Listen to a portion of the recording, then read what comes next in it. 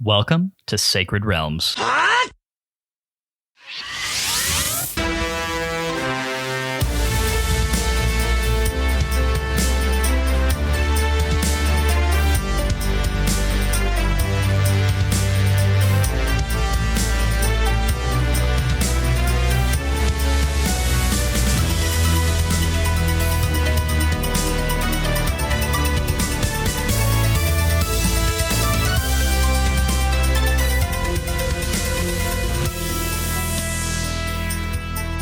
It's a great day in Hyrule, y'all. Welcome to Sacred Realms, a Zelda Retrospective Podcast. I'm your host, Lyndon Willoughby. Yeah, I'm joined as always by my co-host, Matt Willoughby, to close out our time with The Legend of Zelda Twilight Princess. It's time. It's been 11, 12 weeks, whatever. 12 because we took a break. And yeah, we're here. Wow. We done got to the end. I never thought it would show up, but here it is. Yeah. We say that every time, but that always comes around. I know, it does. And this one really felt like it took its time getting here a little bit more so than some others. And I don't even necessarily mean that in a bad way. Like, I think Phantom Hourglass felt like, like, okay, I think we're ready to be done with this now. With Twilight Princess, it hasn't really outstayed its welcome for me. Sure. It's just a longer game. Yeah, absolutely. I mean, it's pretty long. I forgot to check my ending playtime after this week. Oh, it's probably around 50. No, it's probably around 40-ish. I would think that I was hovering somewhere in the high 30s. Yeah, like the high 30s, low 40s, probably around there. Sounds about right to me. So anyway, glad that I could be here to talk with you about it, though, Matt. Hey, we're always glad to be here to talk about it. We try not to miss. We miss occasionally, but we always come back, and it's always fun. It's why we keep doing it after almost 3 years. We're still here, and of course, we like having interesting people on the podcast to talk with us about these things, don't we, Matt? Because you and I, like, just objectively speaking, not all that interesting. No, we're not. That's why we try to pad our podcast with good people who are interesting. Yeah, like most of our guests. We outsource our quality. Yeah, I think that's what smart people do, right? Yeah. It's a winning strategy for sure. Tonight, we're pleased to welcome back to the pod for the first time in this season of Sacred Realms, returning favorite Josh from ZU. How you doing, Josh? I'm doing all right. I don't think I can live up to your expectations, though. Well, I mean, you already have. That's why you keep coming back. So, like, obviously, there's something there. Yeah, the interview period is over. I feel like if this dynamic was just a garbage fire, then you would have stopped getting invited back, like, I don't know, 15 appearances ago. It's been at least that many. I don't think I've been that. Oh, it's been at least that many. I don't know. It's got to at least be creeping up on that. I mean, you've been on a really fair amount. So yeah, no, it works. We're gonna keep doing it. We're definitely going to do it tonight, and very happy to have you here to join in this discussion. Because man, this is where a lot of different elements of this game, like obviously the game itself comes to a head and is complete here, but just like a lot of the ongoing narratives of like of our thoughts and feelings and criticisms and all kinds of things are just sort of bubbling to the very surface with all of this. Yes, this is the end of the game, so everything comes together at the end of the game. Okay, thank you very much. Now you can leave that part in there. Okay, I appreciate that. Yeah. Look, I think that we had a little bit of pre-pod conversation and things that were. I will say that some of the reasoning behind our initial feelings and thoughts and emotions surrounding Twilight Princess kind of revisited us, which is going to be good to talk about.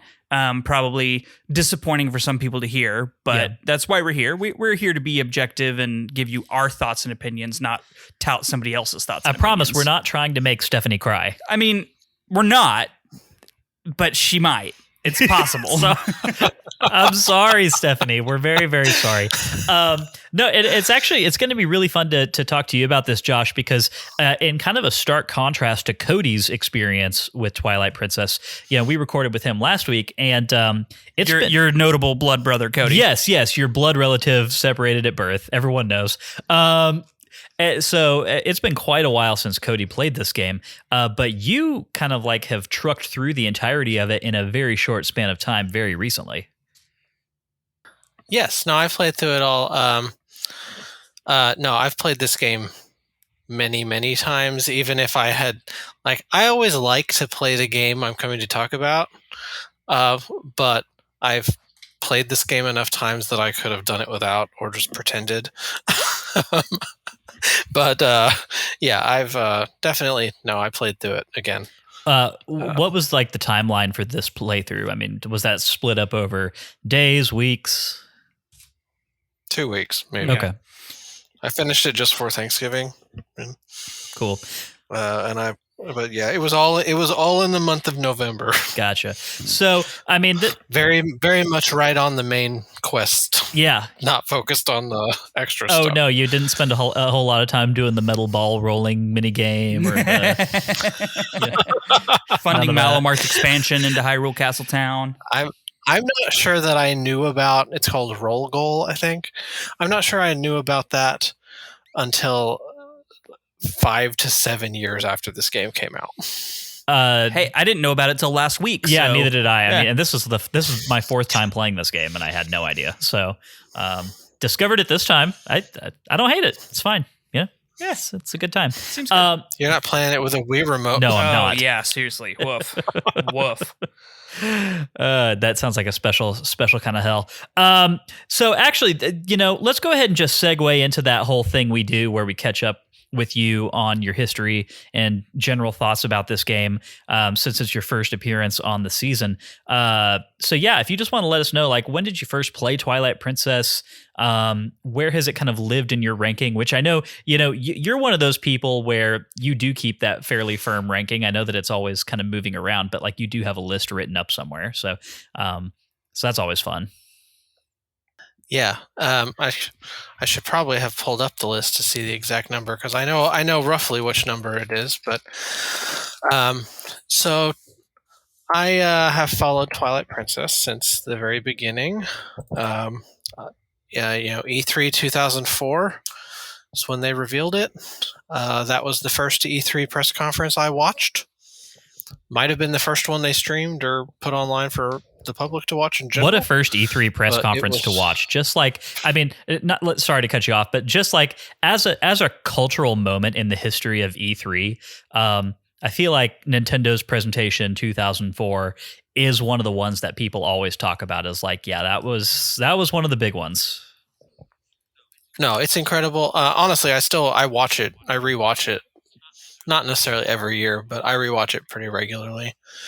Because there's just incredible announcements and just incredible moments. It's an excellent presentation, even aside from Zelda. And just a cool historical moment in the game industry. But yeah, that was 2004. The internet was very different. Pretty sure it was something along the lines of go to gametrailers.com. And your internet is too slow to stream this, so you need to download the video file in Windows Media format. And on your 56K modem, that might take a few hours or something.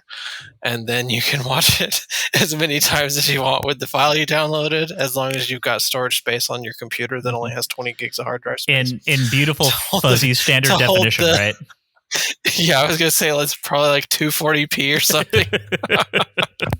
It looks fuzzier than Ocarina of Time when it's kind of laggy sometimes, and it's just like jittery. Yep. Yeah, back at I guess it was probably the same time period. I also downloaded just the Zelda trailer and had it. I had basically a Palm Pilot or a Palm Pilot type device. And I could download it on there, and it was just a cool trick to show everyone, look, I can play a video on this little thing that fits in my palm. Wow. And because, of course, now that doesn't mean anything. But in 2005, it was a pretty nice trick. I still remember the first video game trailer that I ever downloaded and just kind of watched on repeat. Which one was it?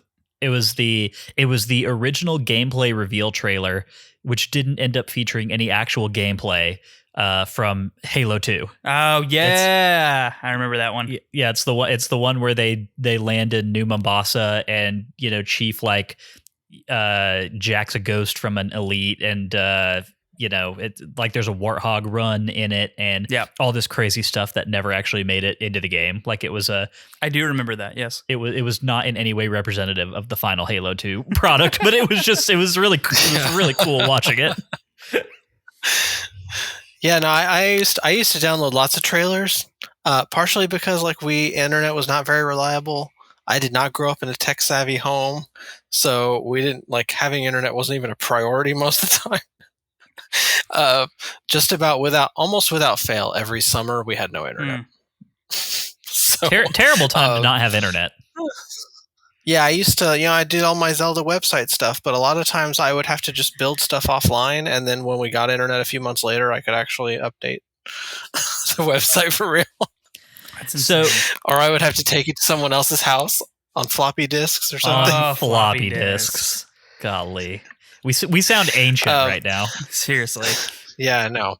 But yeah, it's funny you mentioned downloading the Halo 2 video, because you reminded me also I have a disc. Nintendo Power sent out a disc of E3 trailers. I think it was 05 they did that. Maybe it was 06. I feel like it was 05 because I think it was still GameCube and not Wii stuff. But because it had Twilight Princess on it. Had Twilight Princess, had some Game Boy Advance stuff. So, they had some of that going on too. But yeah, so I followed this game, kind of back on track. Followed the game, every trailer it came out. Very, very exciting time to be a Zelda fan. I've only listened to part of your talk with Max a couple weeks ago. But he talked about just all the development and how it just seemed like it was just the complete opposite of the Wind Waker, right? Everybody completely excited, even though I really love the Wind Waker art style. And unfortunately, then they decided that you had to be able to have a Wii to play it at launch, and those were impossible to find. So I almost missed out on playing this game at launch. I was in college, and I ended up staying there over Thanksgiving break and playing on someone else's console while they were home for the holiday. They let me just play their copy, and I finished it that weekend. Wow. That's a marathon. Just because I didn't get to go home for Thanksgiving that year, so I just stayed there the whole weekend and marathon Twilight Princess. And then when they finally released it on the GameCube a month later, I played it again. Well, that's almost what I did my first time with it, Matt. Like what we were talking about a few weeks ago when we were snowed in with Aunt Melissa and Uncle Jerry in Wyoming. And you can get a lot of game done if it's just you in front of a TV for uninterrupted. And you're also 48 hours younger than we are now. Yeah, sure. Yeah.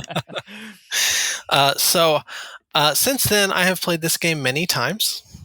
I lost count a long time ago. When I lost count, it was around 15 times I had played it. I believe at this point it is something like 25 to 30 times. Ooh. I'm pretty confident the only Zelda game I have finished more times is A Link to the Past.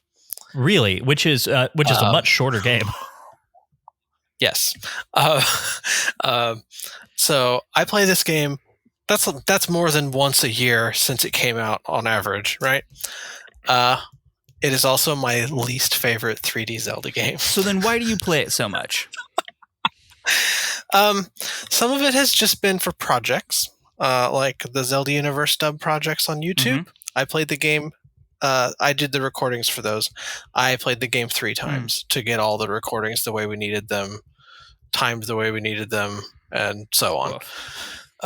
So some of that was just out of necessity. Some of that was, it was on the Wii and I rushed through it, and then I wanted to have my own file when it came out.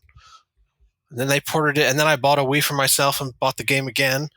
And then they ported it to the Wii U. And then you bought it for the Wii U. I played it again. And you got the HD version, and then, yeah. And so some of it's just been as it gets re-released as new copies come out. But it's also just a very easy game that to me doesn't really take a whole lot of commitment to just play through. So that's a big part of it. Is it's just it's an easy comfort game for me because like I can say it's my least favorite 3D Zelda game, but it's still like in my top 30, top 50 games of best favorite games of all time. So it's not that I dislike it. It's just I like all the other 3D Zelda games more. They just feel like a bigger commitment for some reason. The Zelda grading curve is a hell of a thing. Yeah, it's rough. Yes. So Twilight Princess is currently sitting at number 13 on my ranking out of the 20 mainline Zelda games that I count. So pretty far below a lot of the 2D titles too. Yes. No, it's just below A Link Between Worlds on my ranking, just above Oracle of Seasons on my ranking. Okay. Skyward Sword HD did flip that for me. I used to put Skyward Sword at the bottom, but those button controls save that game.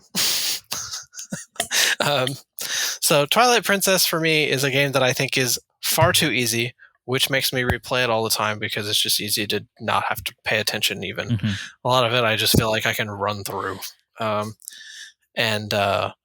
But I also think the game has some of the absolute best moments in the entire Zelda history and some of the absolute worst things ever put in Zelda games. Like notably what you said on Discord, which is the Temple of Time, which is notably the one that we had the most fun with. Okay, I gotta lean into that observation real quick because you had some really spicy things to say about the Temple of Time in the Discord chat the other day. So I think the Temple of Time maybe better than just describing it as the worst dungeon, because that can just mean a lot of things. I think it is like the biggest missed opportunity of any dungeon, especially coming off of Arbiter's Grounds, which I think is in the running for the best dungeon ever made, and Snow Peak Ruins, which is, I wouldn't say the best, but in the top 10 probably. And so the Temple of Time to me is a huge missed opportunity. Most of the puzzles, without even hiding it, are just put this on a Switch. Yeah. Pick up the thing, put it on a Switch. That's almost every single puzzle in the dungeon. There is the one neat moment where it's like put the pot on the Switch and then shoot the pot. Slightly clever thing they've never repeated for some reason. You walk through that whole dungeon, and then they give you a ping pong paddle that gives you a really stupid power that they never really use to any great benefit to control little statues. So that you can walk a statue back through the dungeon you just played through while completely disregarding all of the puzzles because now you can just smash them. But I like smashing. But the smashing is so great. But smashing is fun. And then you get to the end and you fight the worst incarnation of Goma ever made. Now that's true. That is true. And then you leave and your ping pong paddle breaks. I mean, when you summarize it like that, yes, it sounds pretty bad. But also, I hate the room. I hate the room with the scale. Completely hate that.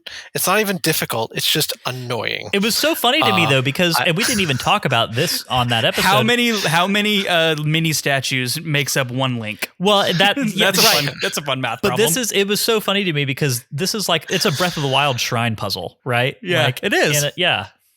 How many apples does it take to lift this? Link weighs exactly 17 apples. Yeah, exactly. Yeah.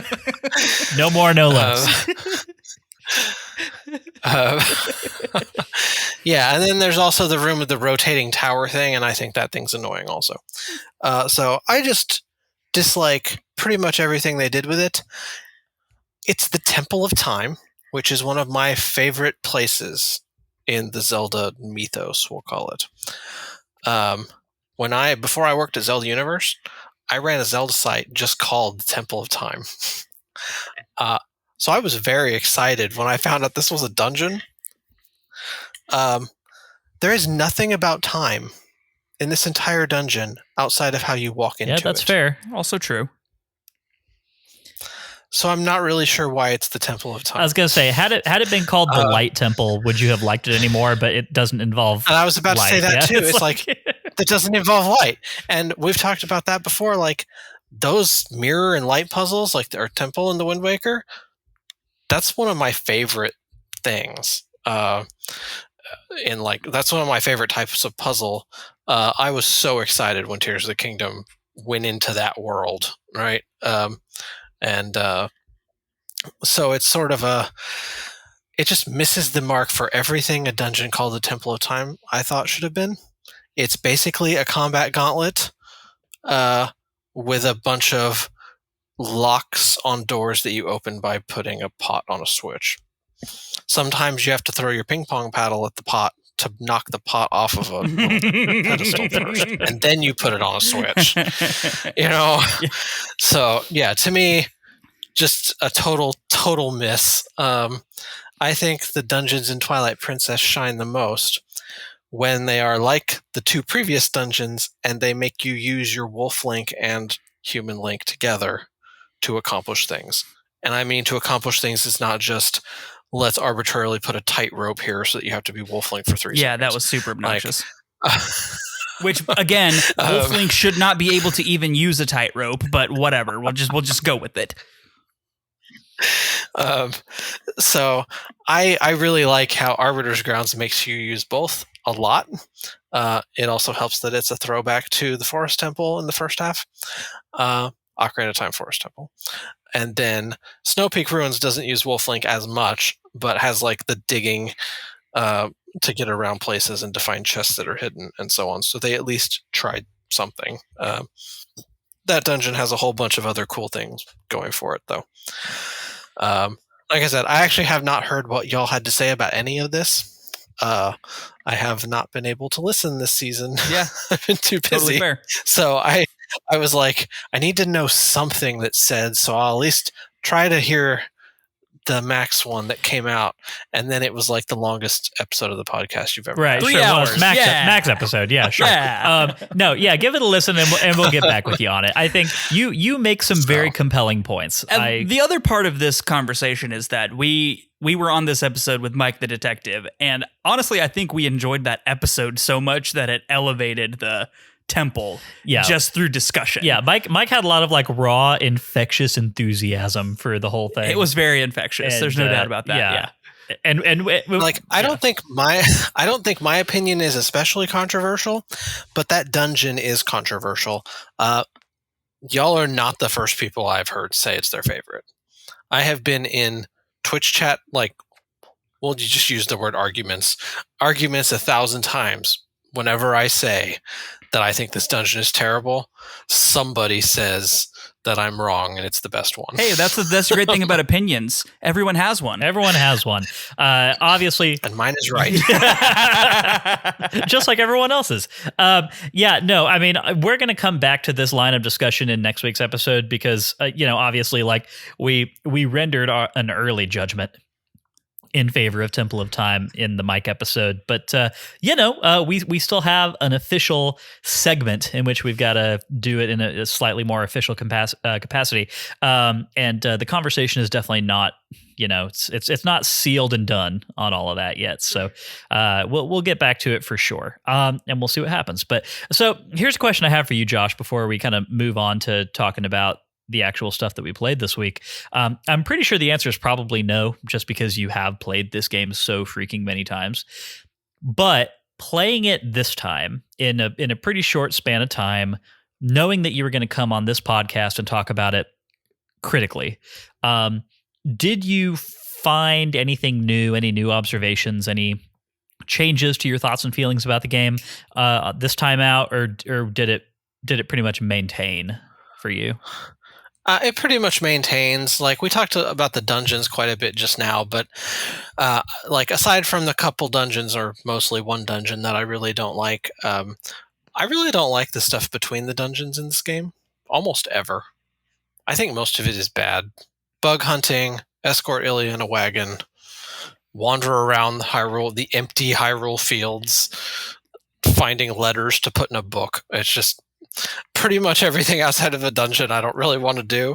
So you just kind of run from red mark on your map to red mark on your map. I did find some new dialogue I don't think I had ever seen, or at least not seen in a long time. So, like, just little things you notice, but not anything to overly change my opinion on the game. Okay. Fair enough. Yeah. So Lyndon made and sorry, I know you're trying to say something, but I'm going to cut you off because I want to. Fair. Lyndon said something the other week in that he and I kind of agreed is that Twilight Princess seems to have the most consistently good suite of dungeons in any Zelda game, period. At least any 3D Zelda game. Like, it has very high marks so far.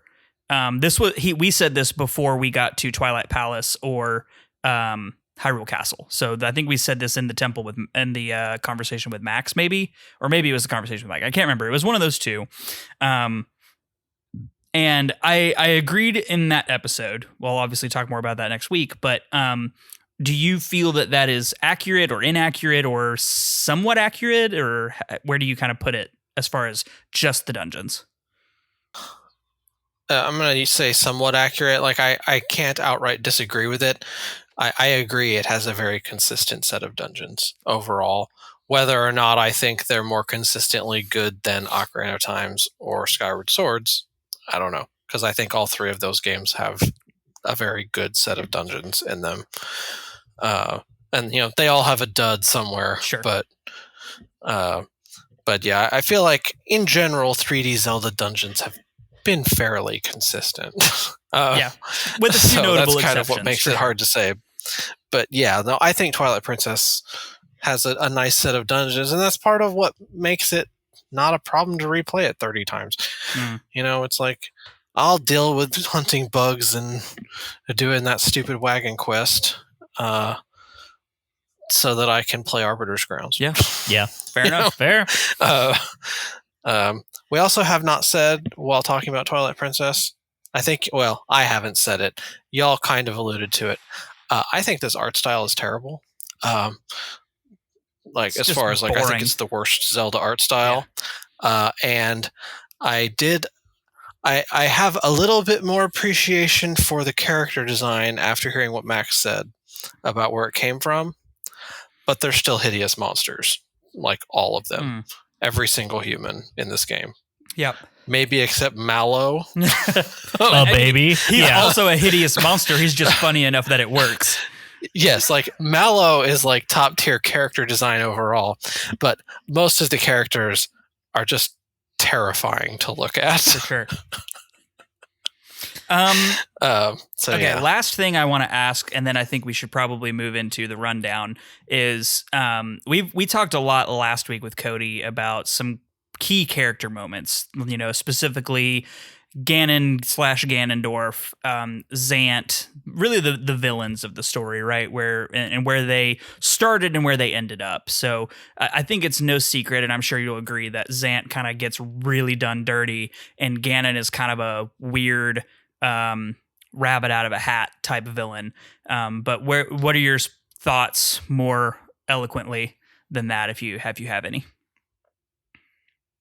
I mean, I think, yes, the game probably would be better if Zant was just the villain. It definitely feels like they just rammed Ganondorf in here because it was a Zelda game and it needed to have Ganon. That feels like a last minute decision even. Just, oh shoot, our villain doesn't have a good enough reason to be bad, so it must be Ganon. Or something. I don't know. That's all weird. I don't really like Zant, though. So I like Ganondorf better than Zant. But that's probably because I was coming off of playing Ocarina of Time and the Wind Waker. Does your opinion of Zant So is that the way that you feel about the character for the entirety of the game, or is that a conversation that is better left to be had, during the actual, Sacred Realms rundown? Like, it's not. I wouldn't say for the entirety of the game. Like, I'm a little, I'll say, jaded since I've played it so many times and had so many years to think about it. But like when you first play it and you're just introduced to spooky guy in a mask, it's a little more intriguing. And then he takes half the mask off and it's a little more intriguing again. And then he takes all the mask off and you wish he never did. Yeah. Yeah, that's fair. No one cared who I was until I put on the mask.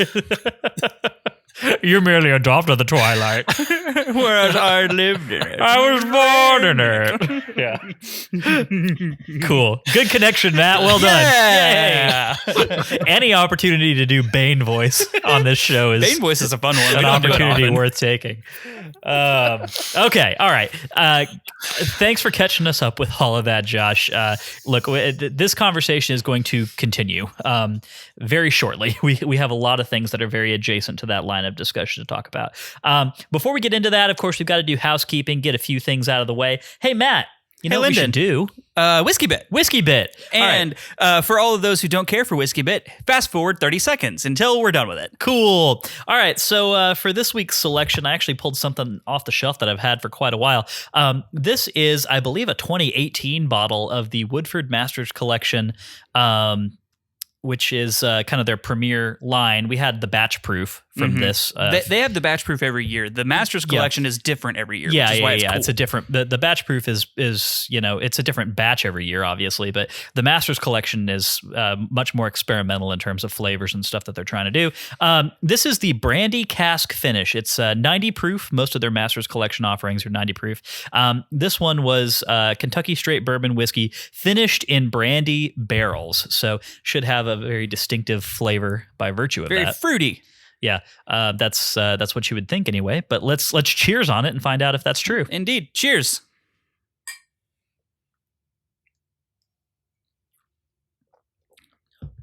Yeah, that aged well. Yeah. I didn't used to like this one at all. I don't generally like brandy finished things. They get weirdly sweet and have a weird aftertaste. But and bourbon is kind of sweet just as a base, so it's like Yeah. you pile more sweet flavors on top of that. Can be a lot, but this aged well at being open for the last 5 years. Thing is aerated well and has a nice flavor to it now. and Enjoyable. Just to clarify, this has been open for I think 2.5 years. It was bottled in 2018, and I bought it on the secondary, after that. But anyway. Yeah. But yes, a delicious pour. I don't think you could get it anywhere now. But No, I don't think so. But if you do manage to find it and it's not $700, give it a try. Yeah. If it's it's- less than 100, you're probably okay. It's not worth $700. No. Yeah. Don't do Also, it. always drink responsibly. Always drink responsibly. All right, y'all. Let's get into the housekeeping. Then we're going to talk about what we played this week. If you didn't know, Sacred Realms is a weekly re-examination of The Legend of Zelda, one little slice at a time. Sacred Realms drops every Wednesday and is available on all major podcast networks. Every week we play a new section of a Zelda game, then we sit down here to talk and to drop our hot takes. If that sounds fun to you, please head over to Apple Podcasts, hit the ye old subscribe button, and be sure to leave us a review. 5-star reviews are greatly appreciated, and they have a chance to get a shout out here on the show. If you want more Sacred Realms in your life, you can head over to patreon.com/Sacred Realms Pod to get access to our Discord channel, listener mail, bonus episodes, vote on what game we play next, and so much more. Of course, as of the time of this recording, we have got 2 days left to go before our Season 11 poll closes. That happens on November the 29th at 11:59 p.m. Of course, that's no help to anybody listening to this audio because it's going to be coming out almost Next a week week. after that. Yeah. So at the time that you're all listening to this, the Season 11 poll will be done and dusted, and it's currently looking like Minish Cap has an insurmountable lead. So looks like we're going to be playing Minish Cap in Season 11, so should be a pretty good time. But of course, follow us on our social channels, and if you're a patron, be looking there and also in the Discord for an update on which game we're going to be playing next. Also, on the note of bonus episodes, this is just a reminder that we're currently doing monthly bonus episodes. Right now, we're doing a 3-part series that covers the Legend of Zelda animated show. We're 2 episodes into that. The first episode is currently free for all patrons on our Patreon. The second episode is going to go free for all patrons in a week or two. It's currently locked behind the Master Sword and Big Goron Sword paywall, but after that it'll be available to listen to. And we're going to round that series out with the last batch of, I believe, 5 episodes of the show. In the next week or two. Yeah, in the next week or two, and then we'll move on to something else. So those have been a lot of fun. Twilight Princess manga series. Yeah, Twilight Princess manga series. Max sent us the whole volume. It is a lengthy tome, so very, very excited to get into that at some future point. But without further ado, let's talk about what we played. We do that every week. Nope, you have to read the Master Sword patrons above. Additionally, one of the benefits that Master Sword patrons and above get is that we read their names every week here on the show. Those legendary individuals are Shryquill, Joseph, Nintendo, Adam, Sakura Sky, Art, Jeremy, Cosmic, Link, Dante, 2, Tom, Andy, Stephanie, Billy, Connor, Rachel, Shepherd Street, Matthew, Chris, Daniel, Fallout 907, Kelso, Chris, Tiffany the Star, Daxel, Patrice, Stephanie, Darknuck, Il Maestro himself, Brian, George, Mike, Dylan, Lennon, Kulku, Aiden, Rowan, Josh, your guest of the evening. Hi, Josh. Nick, Dante 1, Gep, Brittany, Davey, Haru, The Mighty, Derek, Albert, Mark, Andy, Cameron, Ben, Daniel, Nick D _TV, Travis, Hyrule Interviews, aka Maximum Nichols, Garrett, and Drew. These are the most legendary of individuals, and I would go through a cursed mirror into a haunted alternate reality. That was last week. Oh, right. It's Hyrule Castle this week. Yeah. And, geez, what would I do? Do you have one? Would you assault a enemy position that has lots of baddies in it with them? Because I would. That sounds fun. This is a combat gauntlet. You have to do something. Yeah. Tell you what, would you assault a fixed enemy position filled with deadly enemies, backed up to a pretty killer soundtrack? With any one of these people. Oh, no doubt. Yeah, okay. Yeah, that would be so much fun. Cool. All right, let's all do it together. Yay! You're all... I think I'll pass. Okay. Fair enough. I respect your decision. This is a volunteer. Caught me off guard. I was like, hold on. This is a volunteer-only operation. So I'm usually just quiet during this part.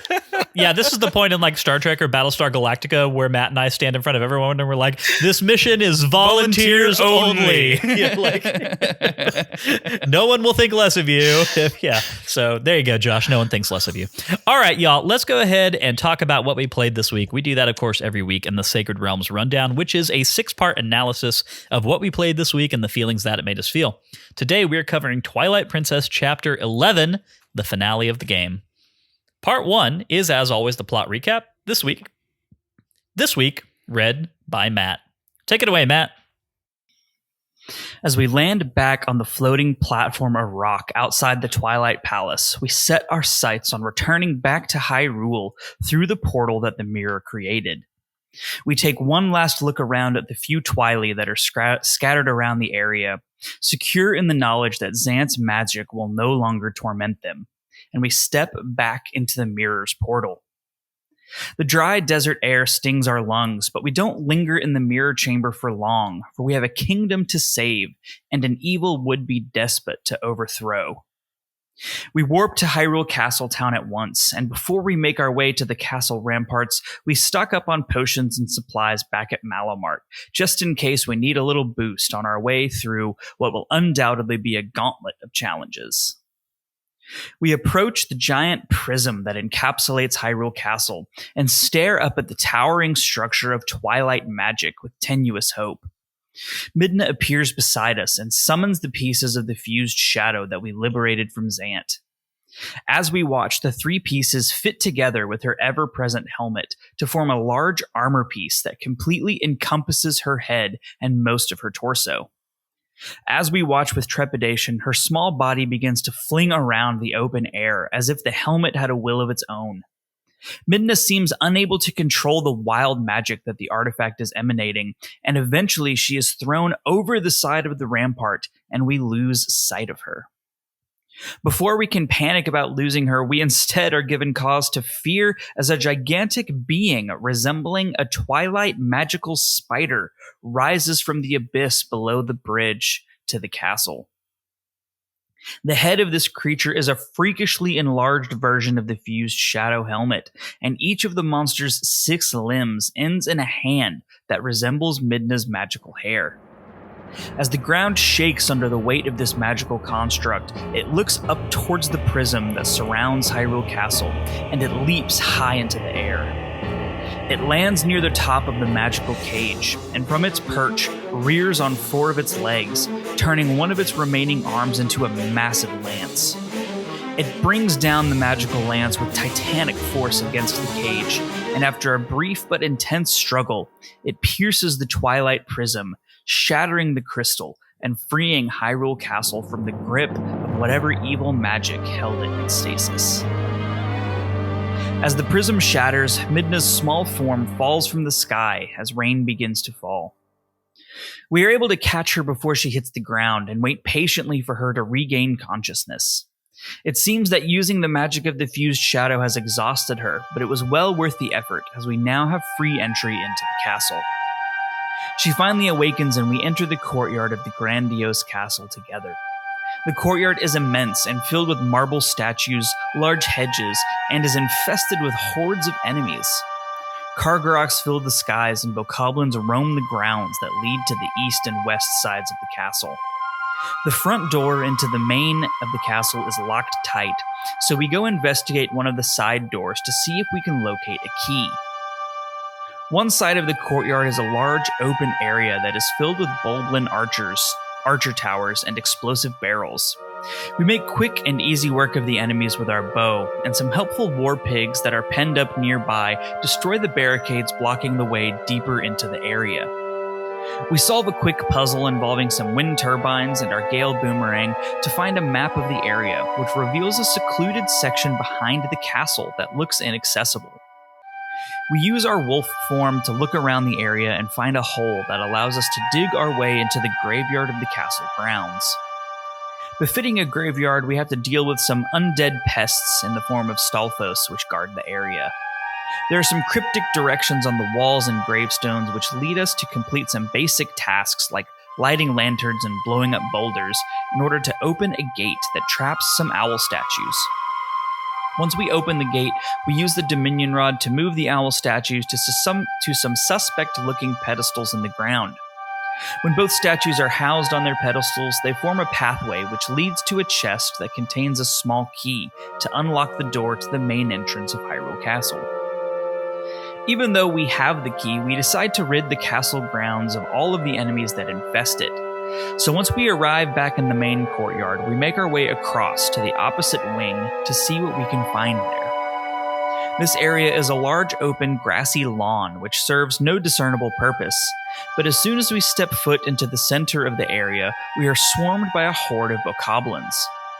We defeat a few waves of bokoblins before we can progress through the yard until we come to a raised stone platform that looks like a sparring area. Once we step onto the raised stone, a twilight ring of magic appears to hem us in, and the enormous King Bulblin drops from the sky to land in the arena with us. He speaks in a low, grumbling, but perfectly understandable voice and says that he's come to play. He speaks in a low, grumbling, but perfectly understandable voice. I have come to play, before attacking us with his giant axe. The King Bulblin may be a massive tank of an enemy, but his slow movements make him extremely vulnerable to the techniques that the hero's shade has taught us, and we deal with him quickly enough. After dozens of strike against his thick hide, the brute drops his axe to the ground and surrenders at last. He looks up and says in his guttural voice, "Enough! I follow the strongest side. It is all I have ever known." He then surrenders another small key to us, mounts his warpig, and rides away without a backward look. While we and Midna are shocked by the brute's ability to speak, we're grateful to know that he will no longer trouble us as we make our way towards the final confrontation in the castle. At last, we use the small key to enter Hyrule Castle, but as soon as we enter the main hall, we're ambushed by a small horde of bokoblins who quickly fall to our sword. Once the enemies are dealt with, the lights around the room flare to life, and we marvel at the spectacle of royal finery that adorns the kingdom's palace.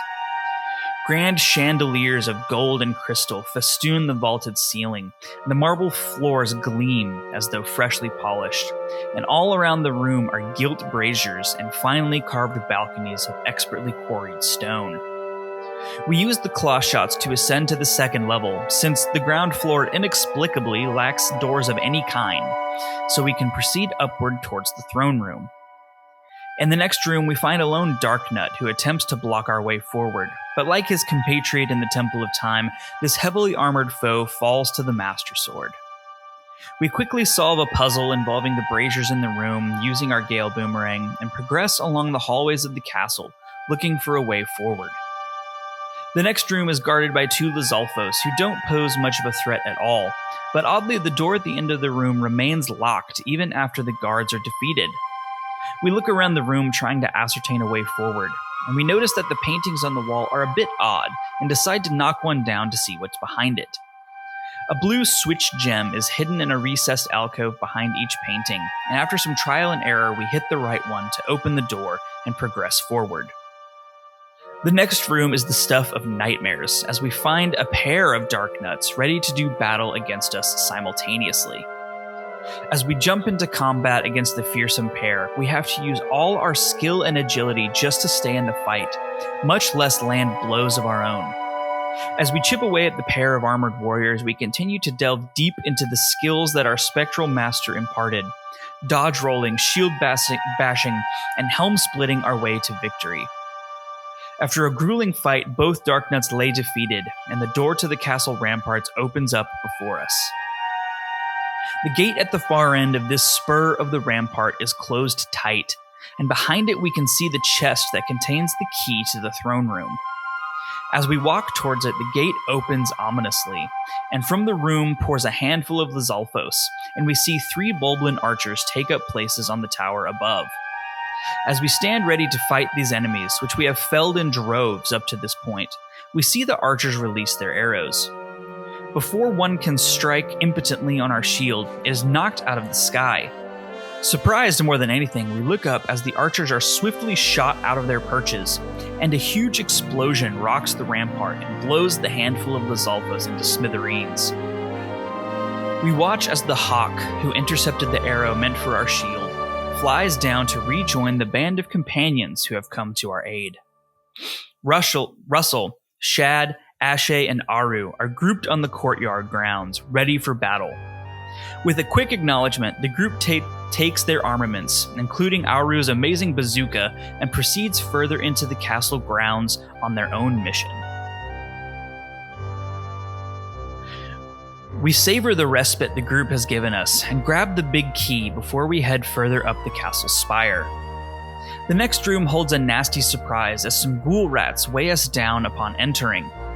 Transforming into a wolf to rid ourselves of the pests shows us that some spectral soldiers, obviously long dead, are standing around the room, pointing off into the distance. We step onto a floor tile near one, which falls away to reveal itself as a false floor panel. So we decide to follow the instruction of the spectral soldiers, and by doing so, we find a safe path through the room and onto the great spiral staircase that leads to the top of the castle and the throne room. There are some more enemies to fight, and we bust out the spinner to traverse some broken stairs, but we finally find ourselves at the top of the staircase. Guarding the final door is yet another Darknut, this one in golden armor, obviously the leader of his brethren. Even though his armor is more ornate and flashy, he still falls like all the others before him, and we pass through the door onto the top floor of the castle. A thunderous storm rages outside as we step onto the grand balcony that leads to the throne room of Hyrule Castle. From here, on a clear day, we could see over the entire south of Hyrule, all the way to the distant forest of our childhood. The storm that rages feels unnatural and evil, and we make our way quickly up the stairs that leads to the throne room of Hyrule's royal family. The room is enormous, with vaulted ceilings that must be over 100 feet high, and stone pillars lining the walkway towards the towering throne. The royal blue carpet under our feet leads all the way up to the throne, which is carved in stone and topped with a marble statue depicting the Triforce and the 3 goddesses of creation. However, the goddesses of the statue have been decapitated and destroyed. One of the heads lies on the ground near us, and the head alone is as large as our entire body. As we look up to the desecrated sculpture, we see to our shock and horror the body of Princess Zelda, suspended by magic in the middle of the Triforce. She appears to be either dead or in a deep coma, and a surreal light emanates from her prone form. Below the prone form of Hyrule's monarch, sitting upon the throne, is a tall man in black armor with blood-red hair. "Welcome to my castle," the figure says in a deep and powerful voice. Ganondorf sits upon Hyrule's throne, seemingly amused by the circumstances and our presence here.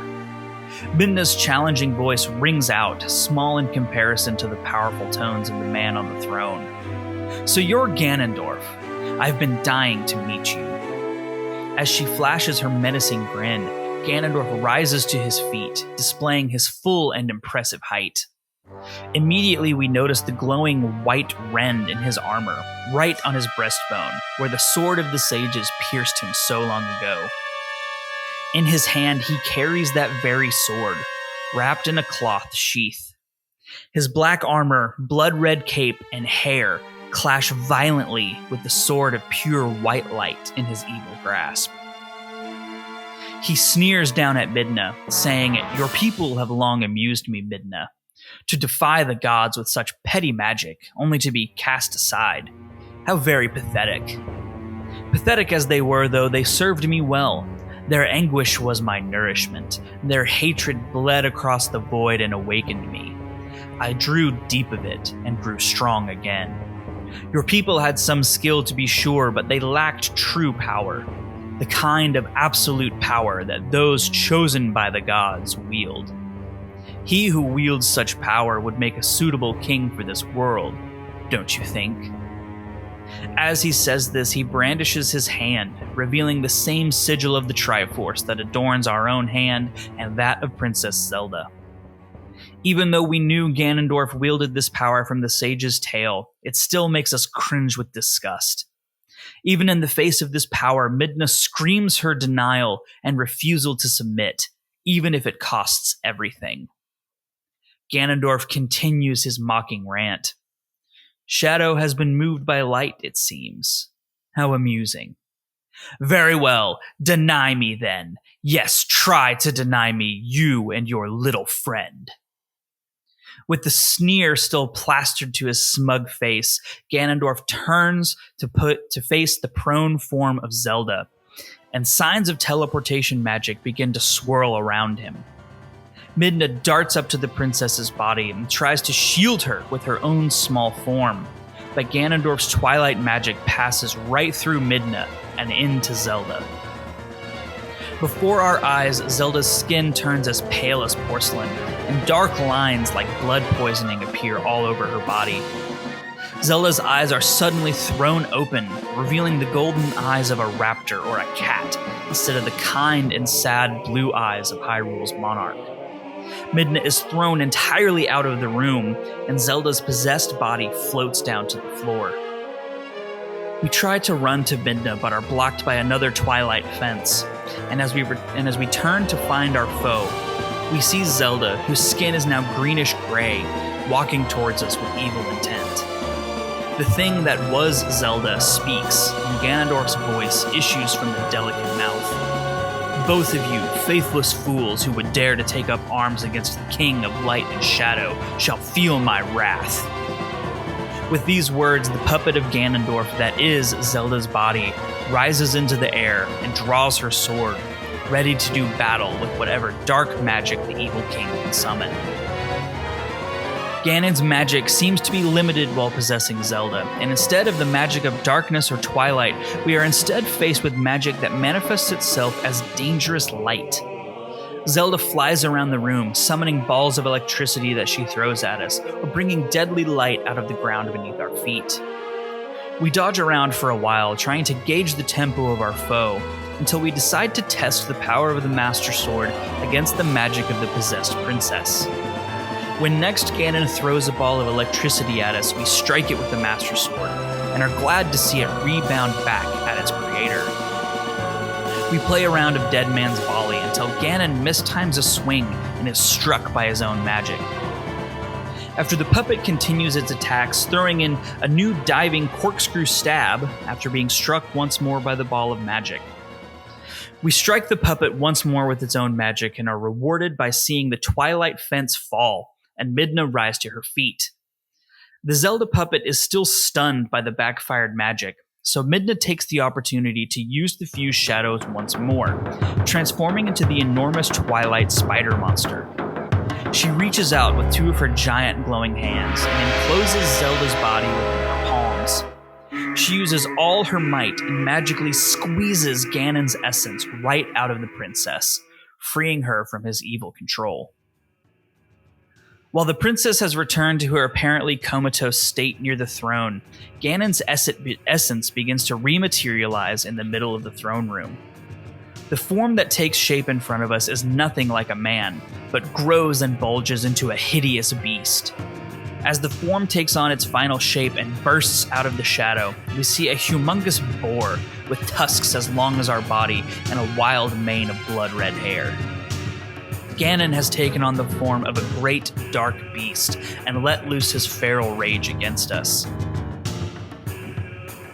In response to the dark beast before us, we take on the form of the wolf to pit the sacred beast of the hero against this dark one. Midna uses her magic to grab the charging Ganon by the head and with a mighty heave throws him to the side, exposing his belly and the giant wound left by the sage's sword. We latch onto the wound and bite ferociously, tearing into the weak spot left by the ancient magic. Ganon shakes us off and rampages around the throne room, destroying pillars in his fury, until eventually he teleports into the ether. As we look around for our foe, we see Twilight portals begin to appear and disappear around the room. We watch them warily as they flicker in and out of existence, until one solidifies and Ganon comes charging out of it. Again, Midna catches the beast and tosses him aside so he can attack his exposed belly. Again, the beast escapes, but this time instead of charging us out of the portal, he exits the portal and immediately teleports above us in order to slam his enormous weight down on top of us. We narrowly evade this trick and ready ourselves once more for his charge. This time we catch him before he can teleport, and we latch on to deliver a final, powerful bite in the ancient wound. As the dark beast falls, shattering much of the floor of the throne room with its weight, we return to our human form once more. Ganon's essence begins to seep out of the dark beast, and it seems as though his spirit has been defeated. While we watch the odd sight before us, Midna begins to glow brightly, and a magical aura leaves her body and is absorbed into the sleeping body of Princess Zelda. The magic that Zelda used to save Midna's life so long ago after she was injured in Lanayru's spring seems to have returned to the princess, and as she glows with renewed life, she opens her eyes once more, which have returned to their normal blue. As she returns to life, she thanks Midna and acknowledges that for a time their hearts were as one. In that time, Zelda felt the suffering that Midna has endured. Before any more heartfelt words can be spoken between the three of us, Ganondorf's spirit takes shape once more, manifesting as a fiery head full of rage and hate. Midna calls forth the fused shadows once more, and as they begin to rotate around her body, we get the odd feeling that Midna is about to do something dangerous and rash, without consideration for her own safety. We step towards her, meaning to join her or stop her, but before we can reach out and grab our friend, the sensation of teleportation envelops us, and the throne room fades to black, even as we continue to futilely reach out. Now Midna stands alone in the throne room of Hyrule Castle, face to face with the dark sorcerer, demon, king, or god known as Ganondorf. This being, which has been responsible for the suffering of her people and her own personal horrors as well, floats before her. His power is obvious, and despite her brave words, she knows he has not been boasting about the extent of the power that he holds. That's why she had to safeguard Link and Zelda. This fight is between her and Ganondorf, the would-be king of light and shadow, pitted against the full power of the Twilight Princess. This is a fight to the death, and the magic on display here would destroy anyone in the vicinity, and only one of them will be leaving this throne room alive. As she thinks these things, knowing Link and Zelda are safe, she allows the rage and indignation of the deeds that Ganon has wrought upon the Twilight to flood through her. The fused shadow encases her once more, and the now familiar river of power flows through her royal veins. The power is so immense that at first she feared it would tear her apart, but now she knows to let the river flow and simply flow with it. And through that, the power of all of her ancestors carries her far beyond the abilities of any Twilight since the original attempted coup of the Sacred Realm. She looks down at the disembodied head floating before her. Now that she floats at the top of the vaulted ceiling, far above Ganon's spirit, she feels the confidence of her power and summons the spear that she intends to drive deep into the evil king's essence. Ganon roars his own challenge, and Midna drives the spear of magic directly into that screaming mouth. As the spear lands, there is a bright flash and a thunderous roar, and an explosion of colossal strength as the magic of the Twilight clashes against the power of the evil king. We rematerialize far from Hyrule Castle, in the middle of Hyrule Field, near the Bridge of Eldin. Our arm is still outstretched, reaching for Midna, but of course she's nowhere near us now. As we turn to take in our surroundings, we're aware that Zelda is with us on this dusk-lit hill. As we both look around, wondering what to do next, an explosion so large that it feels like an earthquake shakes the ground. We look towards Hyrule Castle, despair and hope flooding through us in equal measure, as we see the entire castle explode in a plume of smoke and debris. Out of nowhere, a black horse appears on the neighboring hillock, and astride the dark steed is Ganondorf. With the smoke of Hyrule Castle behind him, he holds up Midna's helm and crushes it in his powerful fist. As he holds up his trophy, declaring our dear friend's defeat and death, spectral riders appear to flank him. He drops the crushed helmet to the ground and charges at us and Zelda, the sword of the sages in his hand, ready to deal a death blow. Rage, grief, loss, and hatred all boil within us as Ganondorf approaches, and we step in front of Zelda, drawing the Master Sword, ready to fight this usurper to the death in vengeance for Midna. But Zelda stays our hand, and with a look she begins to pray to the light spirits of Hyrule.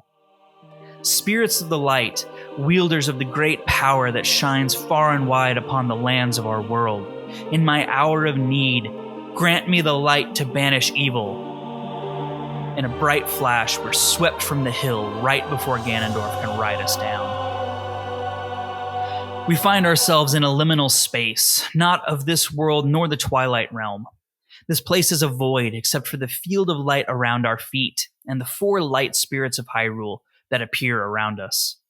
They coalesce into their balls of light and form around Zelda as she prays, finally transforming into arrows of purifying light. Zelda takes the light arrows and looks at us with sad eyes.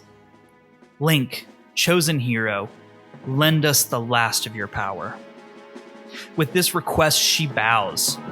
Taken aback by the gesture from the monarch of Hyrule, we reach out to her, assuring her of our unquestioning support in the upcoming fight. We find ourselves transported to a nearby hill and riding our trusty steed, Epona. Zelda sits upon Epona behind us, with a powerful and strange-looking bow in hand. She tells us to keep close to Ganondorf so that she can use the light arrows that the spirits granted on him. With the Master Sword in hand, we spur Epona into action and chase after our foe. But Ganondorf is not alone in this fight, as he summons hordes of spectral riders to assail us at every opportunity. The Master Sword banishes these ghosts, but he always has more at his command. As we chase him across Hyrule Field, Zelda fires arrow after arrow until a shot lands on her target, and we can attack the stunned sorcerer with our blade. Even after all the punishment he has endured at our hands and at the hands of Midna, Ganondorf still has fight in him. It takes 3 strikes with the light arrows to unhorse him, and even then, the evil king is not done yet. He stands upon his feet and laughs his derision to the sky. This suits us, if truth be told, because we plan to exact our vengeance upon him for Midna's death. We dismount Epona and approach the towering figure, ready to pit the blade of evil's bane against the king of evil. An impressive-looking blade, but nothing more, he chides, as he once again draws the sage's sword. Would you hear my desire? It is to take this foul blade and use it to blot out the light forever.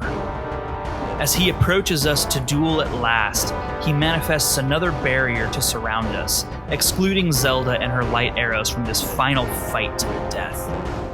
As the storm rages on, we begin the final duel with the Dark Lord, Ganondorf. The evil king charges us immediately, attempting to tear us apart with his ferocious power. We meet him head-on, and the Master Sword clashes against the Sword of the Sages. In a mighty contest of strength and will, we throw Ganondorf back and open his defenses for a barrage of blows. The king recovers swiftly and begins his own flurry of attacks, using the sword, his powerful fists, and strong kicks to throw us off balance. Most of the tricks that we learn from the hero's shade have little or no effect, as Ganondorf shrugs off shield bashes and blocks spin attacks. He is able to block most of our backslashes effectively, but a few make it past his guard to land a damaging blow on the rend in his armor. The king is an implacable foe and a fierce warrior whose skill and ferocity is unmatched in all the enemies that we have felled along our way.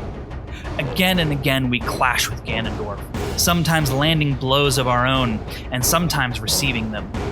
The battle rages for what feels like an eternity, but our spirit is unbreakable, and the reasons for which we wage this battle buoy our strength far beyond the expectations of our opponent. In the end, Ganondorf cannot overcome our hero's spirit, and with a mighty slash of the Master Sword, he is thrown to the ground. With the last of our strength, we leap high into the air and drive the blade of evil's bane directly into the glowing wound left by the sage's sword centuries ago, piercing the evil king's heart. Ganondorf initially struggles against the killing blow, likely attempting to repeat his death-defying feat from the mirror chamber, but the Master Sword's power prevails, and the ancient sorcerer's eyes roll to the whites, and the Triforce fades from his hand. His body goes limp. As we stand victorious over the body of our foe, the light spirits of Hyrule manifest themselves nearby, shining their pure light across the dusky field. All 4 of them are surrounding a diminutive figure on the ground and looking intently at it. From our distant vantage, the shape resembles Midna, and with hope bubbling up in our hearts, we run over to the crest of the hill as the light spirits fade away. Instead of our impish friend, we find a tall woman cloaked in black and green with fiery red hair. As she stands, she turns to look at us, revealing a face of haughty beauty. Within that unfamiliar face are the sly eyes of our friend Midna, and when she speaks, there can be no doubt that we stand face to face with our dear friend, her curse finally broken. In standard Midna fashion, she ribs us with her biting wit, asking if her beauty has left us with no words left. Instead of rising to her good-natured bait, we simply bask in the presence of our friend and the knowledge of our victory over Ganondorf. As the crisis passes in Hyrule at last, a sense of normalcy begins to return across the kingdom. Celebrations for the defeat of the invaders are held, and all across the kingdom, displaced folks begin to return to their homes. The members of Telma's group of resistance fighters celebrate victory in the bar before going their separate ways. Shad and Ashe and Aru investigate the sacred grove, and Russell heads back to Ordon Village. The children of Ordon finally leave Kakariko to return home, escorted by none other than Colin, now bravely wielding his father's sword and a wooden shield from Malamart. The village of Ordon returns to life with the return of its children, and the community grows with the birth of Russell and Uli's child. The villages of the Gorons and the Zora return to their normal way of life, and Prince Rallis takes his rightful place on his mother's throne, with determination to lead his people with the same strength and wisdom as his parents. Yeto and Yetta continue to fill Snow Peak with their boundless love, and the Arbiter's grounds continues to molder in its dark secrets. We find ourselves once more at the Mirror Chamber on the top of the Arbiter's grounds, accompanied by Midna and Princess Zelda. With the threat to Hyrule and the Twilight taken care of, it is time for Midna to return to her people and lead them once more as their princess. Midna looks at Zelda as she prepares to re-enter Twilight. So I guess this is farewell, huh? Light and shadow can't mix, as we all know. But never forget, there's another world bound to this one. Shadow and light are two sides of the same coin, Zelda responds. One cannot exist without the other. I know now the reason the goddesses left the Mirror of Twilight in this world. They left it because it was their design that we should meet. Yes, that is what I believe. Midna takes a moment to respond to her Hyrulean counterpart before saying, Zelda, your words are kind and your heart is true. If all in Hyrule are like you, then maybe you'll do all right. With this, she steps towards the portal back to the Twilight Realm before finally turning to look directly at us. Thank you, she says, with emotion coloring her voice. Well, this princess spoke truly. As long as that mirror's around, we could meet again. Link,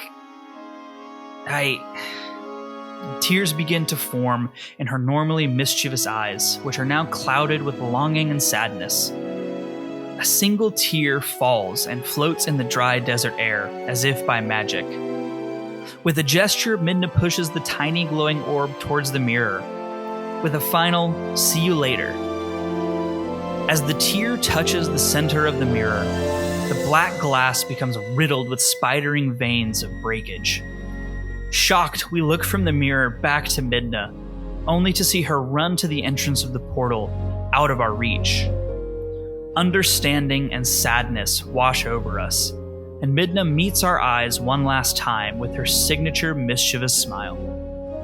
As her body is teleported into the Twilight Realm, the Mirror of Twilight shatters, utterly and completely, dissolving into specks of dust among the sands of the desert. We're left to stare forlornly at the black rock that used to be the gateway to the Twilight Realm, and come to terms with the fact that Midna has shut the door behind her, safeguarding both Hyrule and the Twilight from further interference from the other. Even though the loss of Midna is heavy on our hearts, and likely will be for the rest of our days, there is much in Hyrule to be joyful about. As we leave the Arbiter's grounds with the princess, we go back to Hyrule Field to say our farewells for now. The repairs to Hyrule Castle are complete, so she is needed on her throne.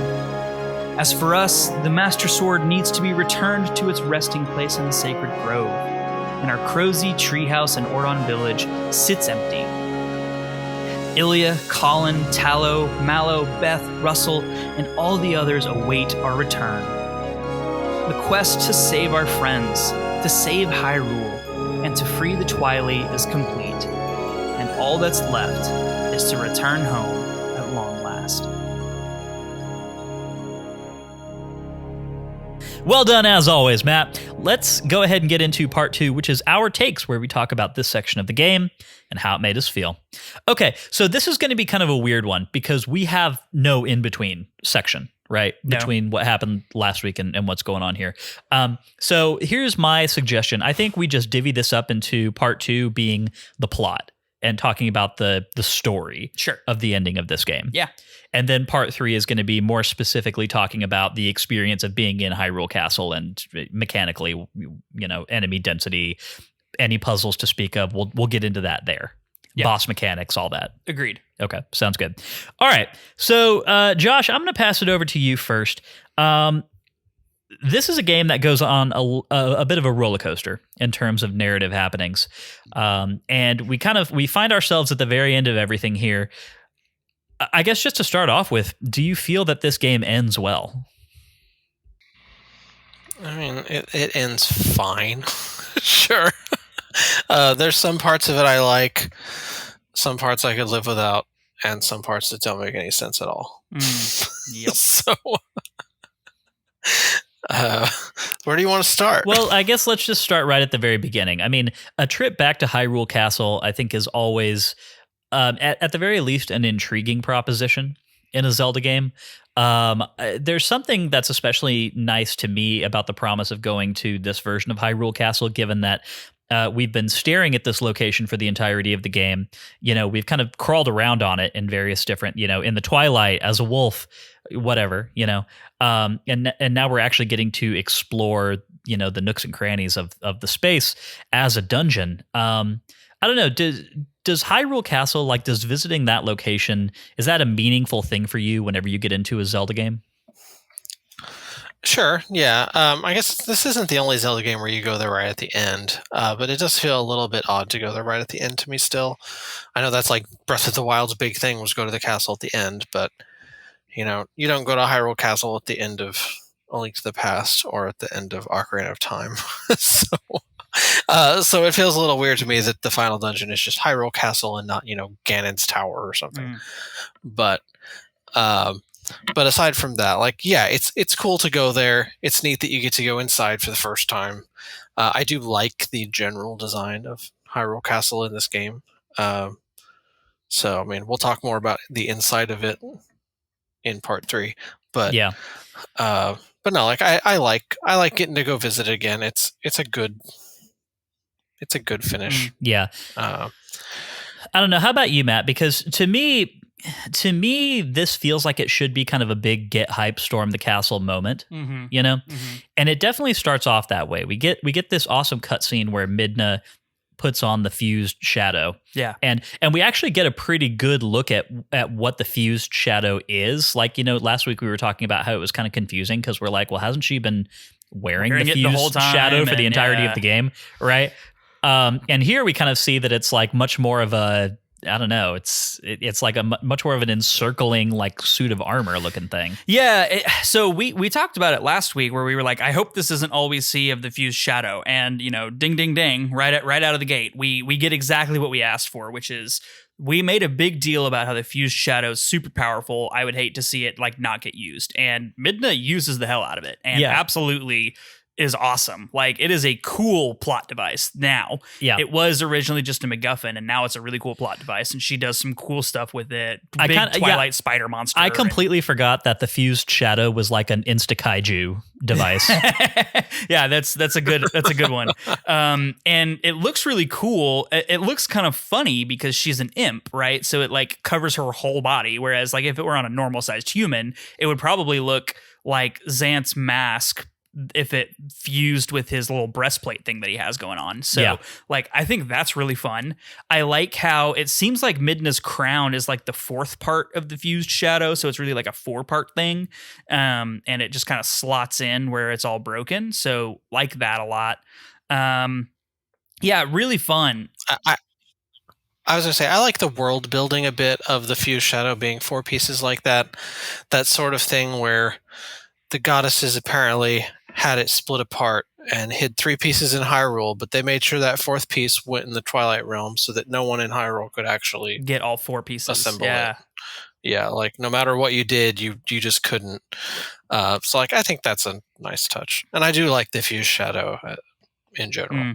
And breaking that prism was pretty cool. That little thing, and then it even ends with a cool little emotional kind of thing with Link holding Midna up after her exhaustion, of doing the big magic moment, right? Yeah. I thought it was kind of odd that it immediately starts raining after the prism breaks. Like, I was like, okay, whatever. But yeah, I like what Josh said. The design of this Hyrule Castle is really cool. I think it's really good. This is one of the only times that you really get a good sense of Hyrule Castle in its glory. It's not all run down. It's not destroyed. It's not like it is in Breath of the Wild or Tears of the Kingdom, where it's a ruin. Yeah. Obviously, you get a lot of Hyrule Castle in the 2D games. This is one of the few times where you get a real full sense of Hyrule Castle in a 3D game. Yeah, I mean, even in Ocarina of Time, right? It's you get the gardens. Yeah, in Child Link form, you see the castle and it's in pretty good shape, but you don't really explore much of it, and it feels like a much smaller, more contained space than this. This does feel like a, I think we said very early in the season that we could kind of see like, okay, yeah, this feels like what Breath of the Wild's Hyrule Castle might have looked and felt like prior to its prime, prior to the Calamity, right? Sure. And I do agree with that. I think that's really fun. The thing that I love about everything that happens with Midna in this section of the game in general, but it really starts here, is I love very explicit shows of power on her part, because we've had a lot of narrative beats that have been building her up as this inheritor of this crazy magic of the Twilight, and seeing her actually in a position to wield that has been pretty fantastic, and it really does continue throughout this whole section, which is really nice. But just like, it makes a huge impression here right at the very beginning. This crazy Twilight magic lance that she uses to break the prism is fantastic. So yeah, like I think it starts off great. Like we storm the castle. It's a big get hype moment. It's weird because the energy kind of drops off a cliff a little bit after that, Yeah. It's funny, it's kind of weird to me when you enter the courtyard area. There's no soundtrack. It's just the pattering of rain. And you don't really get the soundtrack till you get inside, which is odd. I don't mind it so much because the section does start with like an intro lick of the bum bum bum bum bum bum bum, and then you get kind of a more stately kind of organ composition of the Hyrule Castle theme once you're actually inside.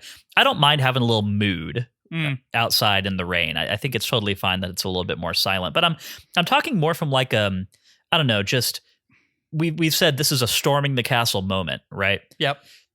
And it really does sort of feel a lot more sparse from an enemy density standpoint than I would really like. It's really weird. It feels like the castle was abandoned and then a handful of monsters took over after the guard all left, right? But, it's a lot of empty rooms punctuated by slightly less empty rooms that have like a mob or two in them, right? Or like a pair of Denaflos or Dark Nuts or whatever. So something about the castle just felt a little empty to me.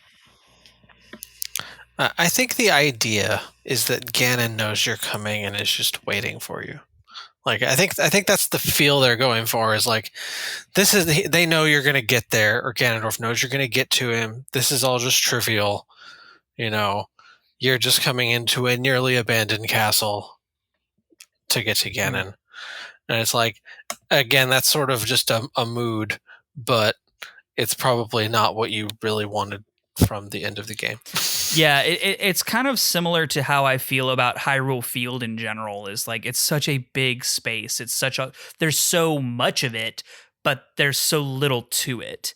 And it's a problem I've had with Twilight Princess for the entire season that really takes hold here. I think the outside courtyards, especially the area where there's just tons and tons of bokoblins and boblins and stuff. You have to do the sniper thing again, where you shoot them off their towers and then get on a war pig.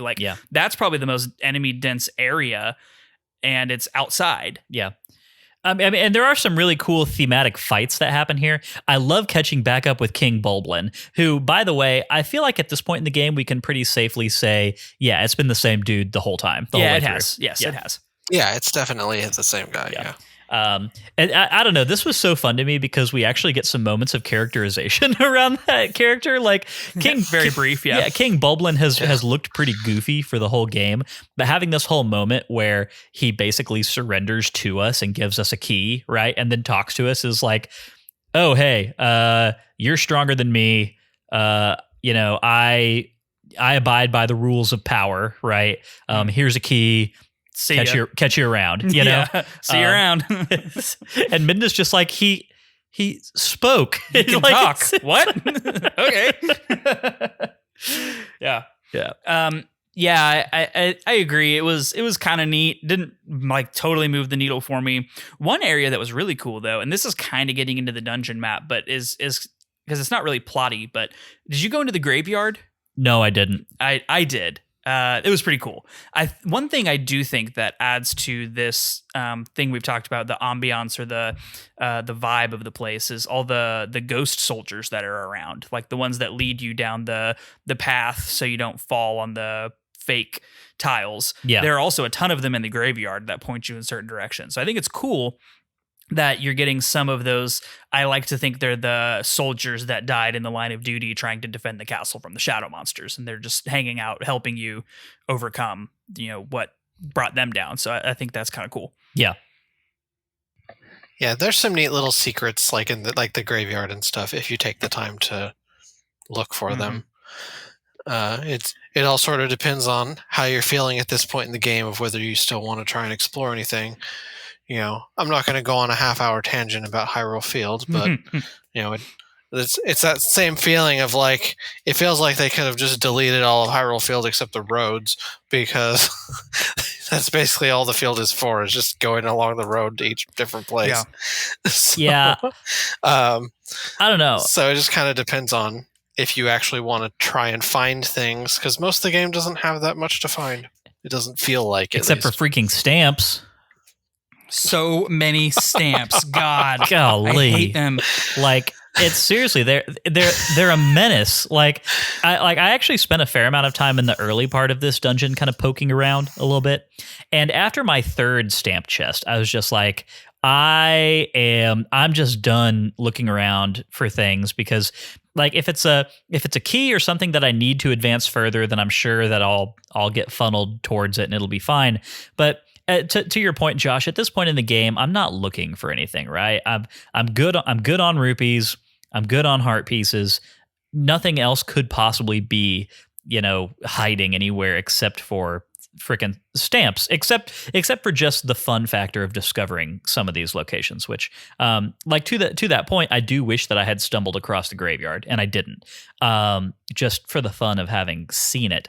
I do think that this, from an aesthetic standpoint, this version of Hyrule Castle just looks really cool, and it kind of continues that like Baroque architecture, that very classical feel that a lot of this game has. And I do like that about it. It's achieved in a way that doesn't make it feel kind of like kitschy fantasy. We've kind of joked that this game has very big Ren Fair vibes for a lot of it, and at times that can feel really goofy. I don't think that this version of Hyrule Castle feels goofy. I do think that there's kind of an impending dread the whole time that you're moving through it, and part of that is just because it's doing that same trick as Ganon's Tower in Ocarina of Time, where the Ganon music is like getting louder as you're getting higher up in the castle, which is cool. But yeah, I mean, it's a very different location than that, right? It's not like the whole space has been corrupted by evil or anything. Like the castle is still pretty much in good shape. So it's a fun location to be, and it manages to set itself apart pretty well from anywhere else that we've been in the game thus far. Yes, something you said in the earlier season about a lot of this art style feeling very Ren Fair-esque, I should say, kind of does come back to me a little bit here. And while at the same time I agree with you that it's Baroque and it's grand and it's kind of gothic, and I like all that, it still just feels very high fantasy instead of Zelda to me in some ways. Okay. Yeah. I think that's That's a fair observation. It's completely just down to personal taste. So here's a big story moment. Like, I don't want to talk too much about the actual dungeon layout and stuff like that, enemy encounters and whatnot. I do want to talk about a really fun moment that happens on our way up to meet Ganondorf, which is the moment that we see the White Lotus of the Order of the White Lotus of Hyrule. I was hoping we would get here. Yeah, actually doing something. They do one thing. Yeah, they do one thing, then run into the castle. And where do they go? What happened? What happened? I don't know where they went. I went and looked for them, and I didn't find them. They didn't have a claw shot to climb up the chandeliers to get any further than the lobby. Yeah, so it's just Auru hanging out with his bazooka down in the lobby. It's like, hey, Auru, can we bring that up to the can I bazooka Ganondorf, can I take please? that? Like, maybe he's got the bamboo bazooka that Captain Kirk makes in to fight the Gorn. Yes. Yeah, like, dude, when this happened, I forgot it happened, number one, and I know why I forgot it happened, because it's meaningless. Like, exactly. I could have easily taken that whole mob of bokoblins and boblins, like, and Lizalfos, like, no problem. We've fought mobs of similar sizes in this little combat gauntlet. So, like, I don't know. It just didn't feel necessary, important. It felt like they were trying to be like, hey, look, these characters we built up, they did something. Yeah, cool. Now what? Now where'd they go? What happened? Yeah. What purpose did that serve? None. There you go. In quotes, built up. Exactly. They don't really get that much development. Shad probably gets more development than any of them. And I love that he's there just kind of walking around. Like, what's Shad going to do? Read a book and that's at the them? thing is, like, so... It takes all four of them to fire the bazooka, and to call an eagle to save you from one flaming arrow.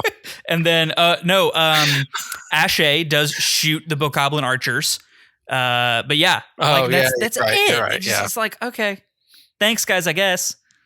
Could we have like split all of these abilities up and all of you like use them during your individual sections of the game that we met you in, maybe? Right. Like that would have been so much better. Yeah, like, hey, Auru, like, come help me assault the Arbiter's grounds with your bazooka, right? If Russell could have been like picking off Skull Kid marionettes in the Lost Woods with his eagle, then that would have been fantastic, right? Seriously. Coulda, shoulda, woulda on that, but it's unfortunate. Yeah, no. All of those characters, I feel like, are just severely underdeveloped and almost pointless. Yeah. It's just... I did love the points y'all made about how it's like poor Shad just gets left behind and doesn't get to see the culmination of his life's work in the end. And it's just like, all of the other characters feel like they had absolutely no connection to any of the things going on other than... they happen to be standing nearby. This is getting a bit ahead of the situation, but in the end credits roll, just give me a shot of Shad in the city in the sky. Yeah, talking to Uka, or Uku, just like, can we please just shoot him up there? And I guarantee you, he'd want to live the rest of his life up there for whatever reason among the nipple chickens. Yeah. I don't know why he would want to do that, but I think he would. I think they show a shot of Shad. But he's in like Arbiter's grounds. He's going in like maybe he's in like the mirror chamber. It's all of them together, and they are in the Sacred Grove. Yes, yeah. That's what it is. Yeah, they're in the Sacred Grove, and Shad is like looks like he's gesticulating at some carvings, talking about it to a very disinterested looking Ashe. Yeah. Oh man. So this is really the only moment of narrative importance that happens on our way up to the top of the castle. Let's go ahead and actually start talking about the end game of Twilight Princess, which is the climactic confrontation with Ganondorf. There's a lot that's kind of rolled up in here, and I think only about 50% of it makes sense to me. Mm-hmm. Josh, what is your read on Ganondorf's goal in the way that it's supposed to be achieved? The way it's supposed to be achieved, he needed a way to get back into the world of light, which apparently was through Zant and magic. So that he can now, I don't know, combine the two worlds or something. Or something, yes. Rule the world. Yeah. It's, it doesn't really... I don't know. It doesn't make any sense. He needs to get rid of Twilight and get rid of light and create shadow.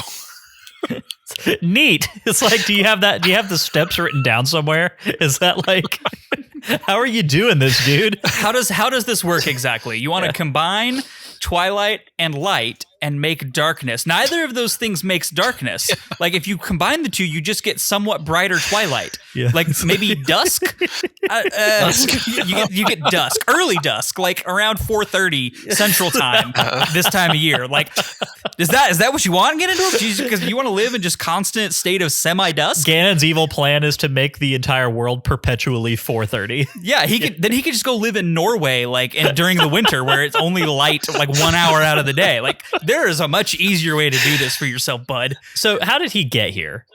Is what I'm like. How is he here? No one knows. Okay, plot device, Lyndon. Not explained. Yeah, unexplained. Yeah, that's the because Zant told you so. My master's already revealed himself in Hyrule. Like when and how and what? Okay, why? If he could do that the whole time, why did he wait this long? I don't know. It doesn't matter. Anyway, I think the implication is he needed some kind of and this gets into the very end when Zant and Ganondorf both die. Spoilers. Is he needed some kind of connection or vessel, body, something to get from one place to the other. But yeah, it's a mess.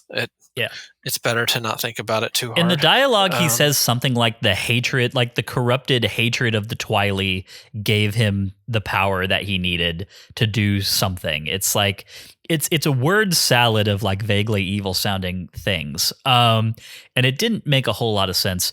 As an extension to this point, how did Zelda get here? Yeah, I thought we had to use whatever magic Midna received from her to resurrect her, but she's just here?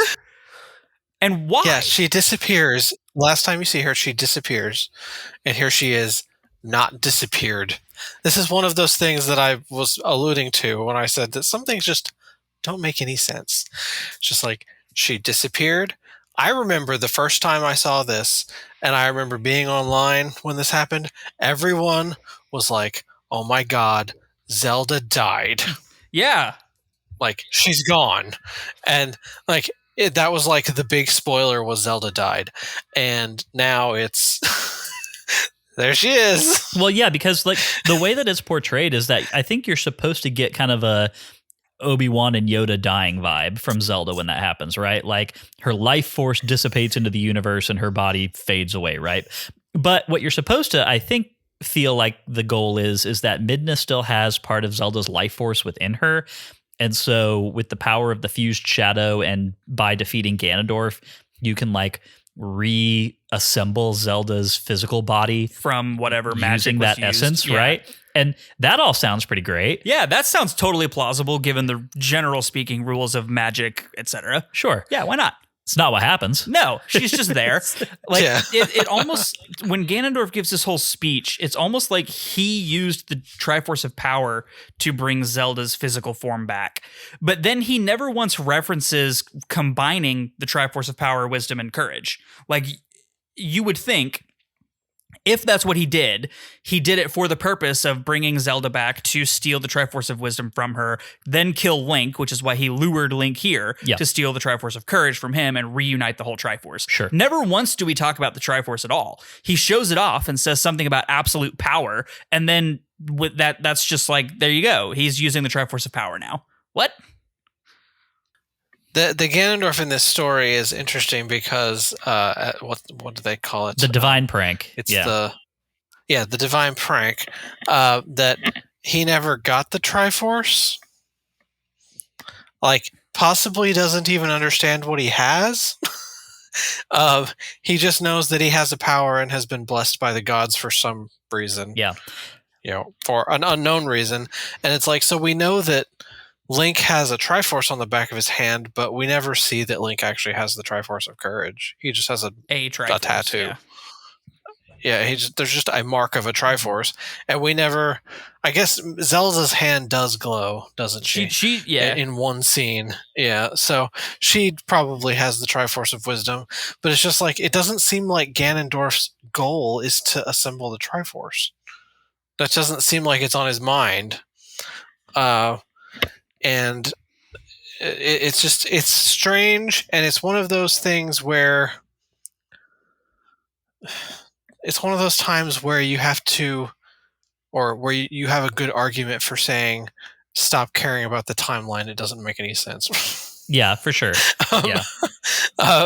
This is just silly that we're trying to figure out why Ganondorf has the Triforce here, and the answer is he shouldn't, and it doesn't make any sense. Yeah. Well, and it's so silly because, again, you would think that if the goal was to reassemble the whole Triforce, then it makes sense. Like, it doesn't make sense how Zelda is here, but it makes sense why he has her there and why he wants us to go visit him, right? Because then it's just the Ocarina of Time situation all over again, right?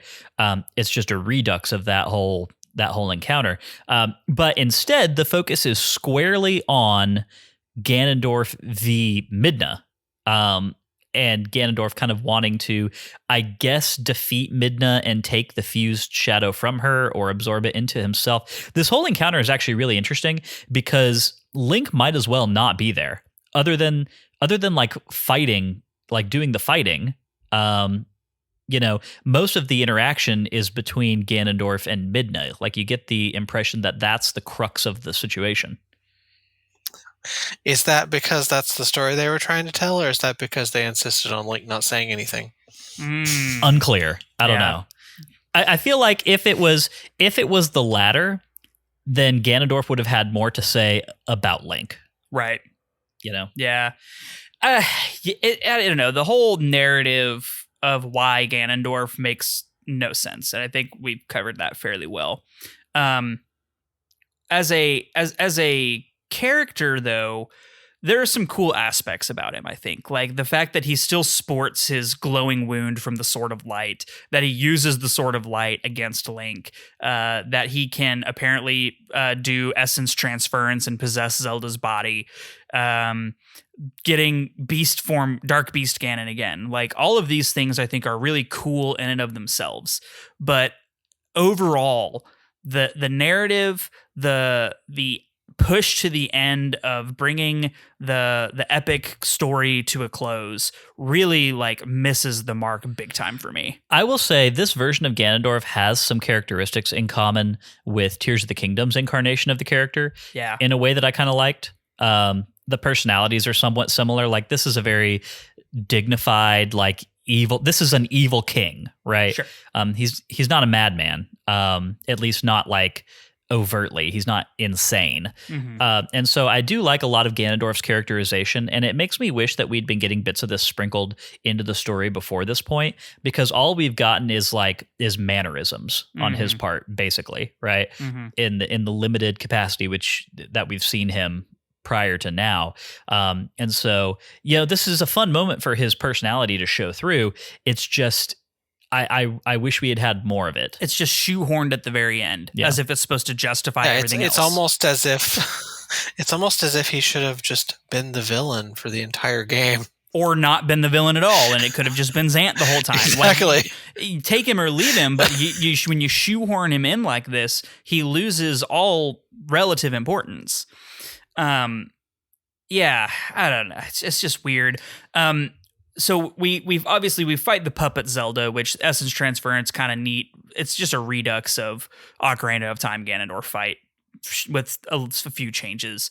Dark Beast Ganon fight, I think while mechanically cool, narratively interesting. Then we get another really cool scene with Spirit Ganondorf and then Fused Shadow Midna kind of go into battle. Josh, how do you feel about this incarnation of Dark Beast Ganon? Because it's so interesting to me, because typically the Zelda series keeps the portrayal of Ganondorf as his Dark Beast form confined to the 2D entries, with certain notable exceptions, right? In Ocarina of Time, obviously we get a really cool version of that. And then here we see a version of Dark Beast Pig Ganon that is even pretty different from that one. How do you feel about the portrayal of Pig Ganon here? Oh no, I like it. I actually, as much as I like the Ganondorf sword fight in the Wind Waker, that's one of my bigger disappointments with that game, is they didn't give us Beast Ganon. But to me that is Ganon, right? I started with the 2D games. Ganon was always a pig monster. But no, I generally like that fight. I don't think we're talking about fight mechanics so much right now, but I like that fight. I like the design of the character. I don't have a problem with Ganon or Ganondorf's overall design in this game, and just the way they operate. I think that's all. How about you, Matt?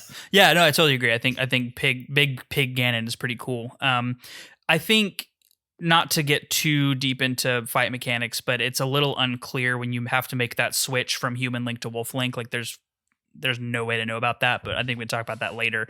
What's more interesting to me is how we go back to Andross floating head Ganon at the end of that and what happens there. Like the narrative beat here where Ganon seems to be like losing his physical form because you've defeated him, and he goes into floating Andross spirit head, and then Midna teleports you and Zelda out of there and goes Twilight Spider Monkey Kaiju and tries to spear him, and apparently loses. Like apparently Spirit Head Ganondorf punks her. And then also the entire castle gets destroyed. Yeah, the whole thing explodes and no one comments on it. Like it just kind of explodes in the background, and I think it appears later, so maybe it didn't totally explode, but like at least partially exploded. And then Ganondorf has reconstituted his physical form, also summoned a giant black spectral horse and an army of Nazgul, and is crushing Zelda's fourth, or is crushing Midna's fourth fused shadow in the palm of his hand. Unclear how we got there, and also unclear where the Nazgul came from, but yeah, there they are. We have Nazgul. Lyndon, I said Nazgul 4 times, and you're not even looking at me. I mean, look, it's just that these things are not as cool as the Nazgul. Like, true. yes, you're no, they're not. You're right, but they're very, very not. Yeah, like it is all interesting enough in and of itself. I think there's some really cool scene composition that goes on here. Like the shot of Ganondorf, like on the horse, like the horse is rearing, and Ganondorf is holding up the helm of Midna, and then like crushes it in his hand and drops it, and then the shot where the broken helm is sitting on the ground in the foreground, so cool, and then Ganondorf like rides by on his horse past it in the background. And it's a cool mirror to the triumph that you have when you fight King Bulblin the first time, and you knock him off the bridge, and Link and Epona rear with sword in hand. Like this is the inverse of that, and whereas Link is backgrounded by the shining sun, the smoke of Hyrule Castle is in the background of Ganon's shot. Ooh, good call, Matt. Yeah, like it's all very cool, like shot reverse shot basically, and it's really cool. Yeah, I like it cinematically. Anyway, so following this, as simple as it is, the shot of Zelda calling on the light spirits to give her the arrows is probably one of my favorite little cutscenes in the whole series. Yeah, that was epic. It was nice to see the light spirits back and like doing something cool. Yeah. And I'm a sucker for Zelda getting light arrows. I know that's a thing that she does a lot of, you know, but it's still cool. It is. It's always great. Yeah. It's super fun. And it's really nice here because it does make it feel very important for us to have freed the spring spirits early on in the game. Right. And so, you know, like from a cinematography standpoint, there's a lot of great stuff that's happening here. A lot of great cutscenes. We're getting things that I can see impressing the hell out of people when this game came out in 2006. Like a lot of it is still impressive today. So yeah, visually it's a cool language that the game is using, and something that I think Twilight Princess and the end game now has done well is every MacGuffin thing that you've done comes back to be important. The light spirits, the fused shadows, the mirror of Twilight. The 3 like main things that you've been doing, gathering, collecting, freeing, whatever, they all are important and play a role in the end game. And like that's really cool. Like it's not like the medallions in Ocarina of Time where the only reason you need them is because you have to awaken the sages, and then the medallions themselves don't do anything. Yeah. So like you have these things that you've spent all game getting, and the spirits that you freed, and they actually do things for you and help. And I think that's really cool. Yeah, I completely agree with that. It's nice. There is an element of like no plot device wasted here, except for Zant. But I mean, right? yeah, yes, absolutely. But no, I completely agree with you. And it's nice seeing those things come back here. And just in terms of like final fights, like the atmosphere of you fighting mano a mano with Ganondorf. Like, we'll talk about the mechanics of the horse fight later. But just so the final confrontations, a sword fight with Ganondorf, this I remember being such a cool thing to take part in the first time that I ever did it, because it was the sort of thing that always felt impossible in prior Zelda games, right? Just because it's like, well, how are you going to convincingly pull off, like, how are you going to make me feel immersed in a sword fight with a character in this way in a Zelda game? For as much as the series has excellent combat in its own way, that was never really a lever that it was able to pull, right? But I think that it leads to a very fun encounter here. And it does function as a very effective way to be the final thing that you do in this game from a gameplay standpoint.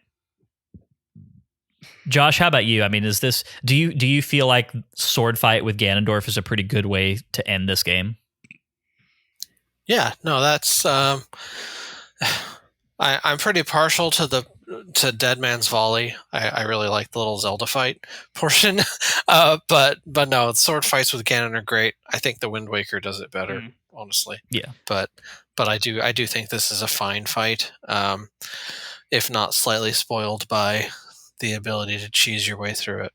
But get back to that in part 3, because I didn't actually pick up on how to do that. I was doing this pretty legitly. So. I mean, I didn't do it this time, but yeah, there's a trick. Okay. Can't wait to hear more about Good it. to know. So Ganondorf is defeated, I think. I don't know. I mean, he's defeated. Is he dead? I don't know. Also, you leave him, he's just standing there with the Master Sword impaled through him, and then you walk away, and somehow Link has the Master Sword later and puts it back in the Sacred Grove. So is Ganondorf's body just like chilling? I don't know. None of this makes sense. We'll go with yes. He's standing in Hyrule Field till the end of time. So he doesn't actually die at the end of the fight, right? And I think he might even show off his Triforce to you again. I also love the logistics of you have impaled him through the chest or whatever, and he's laying flat on the ground, and the sword is sticking all the way through him.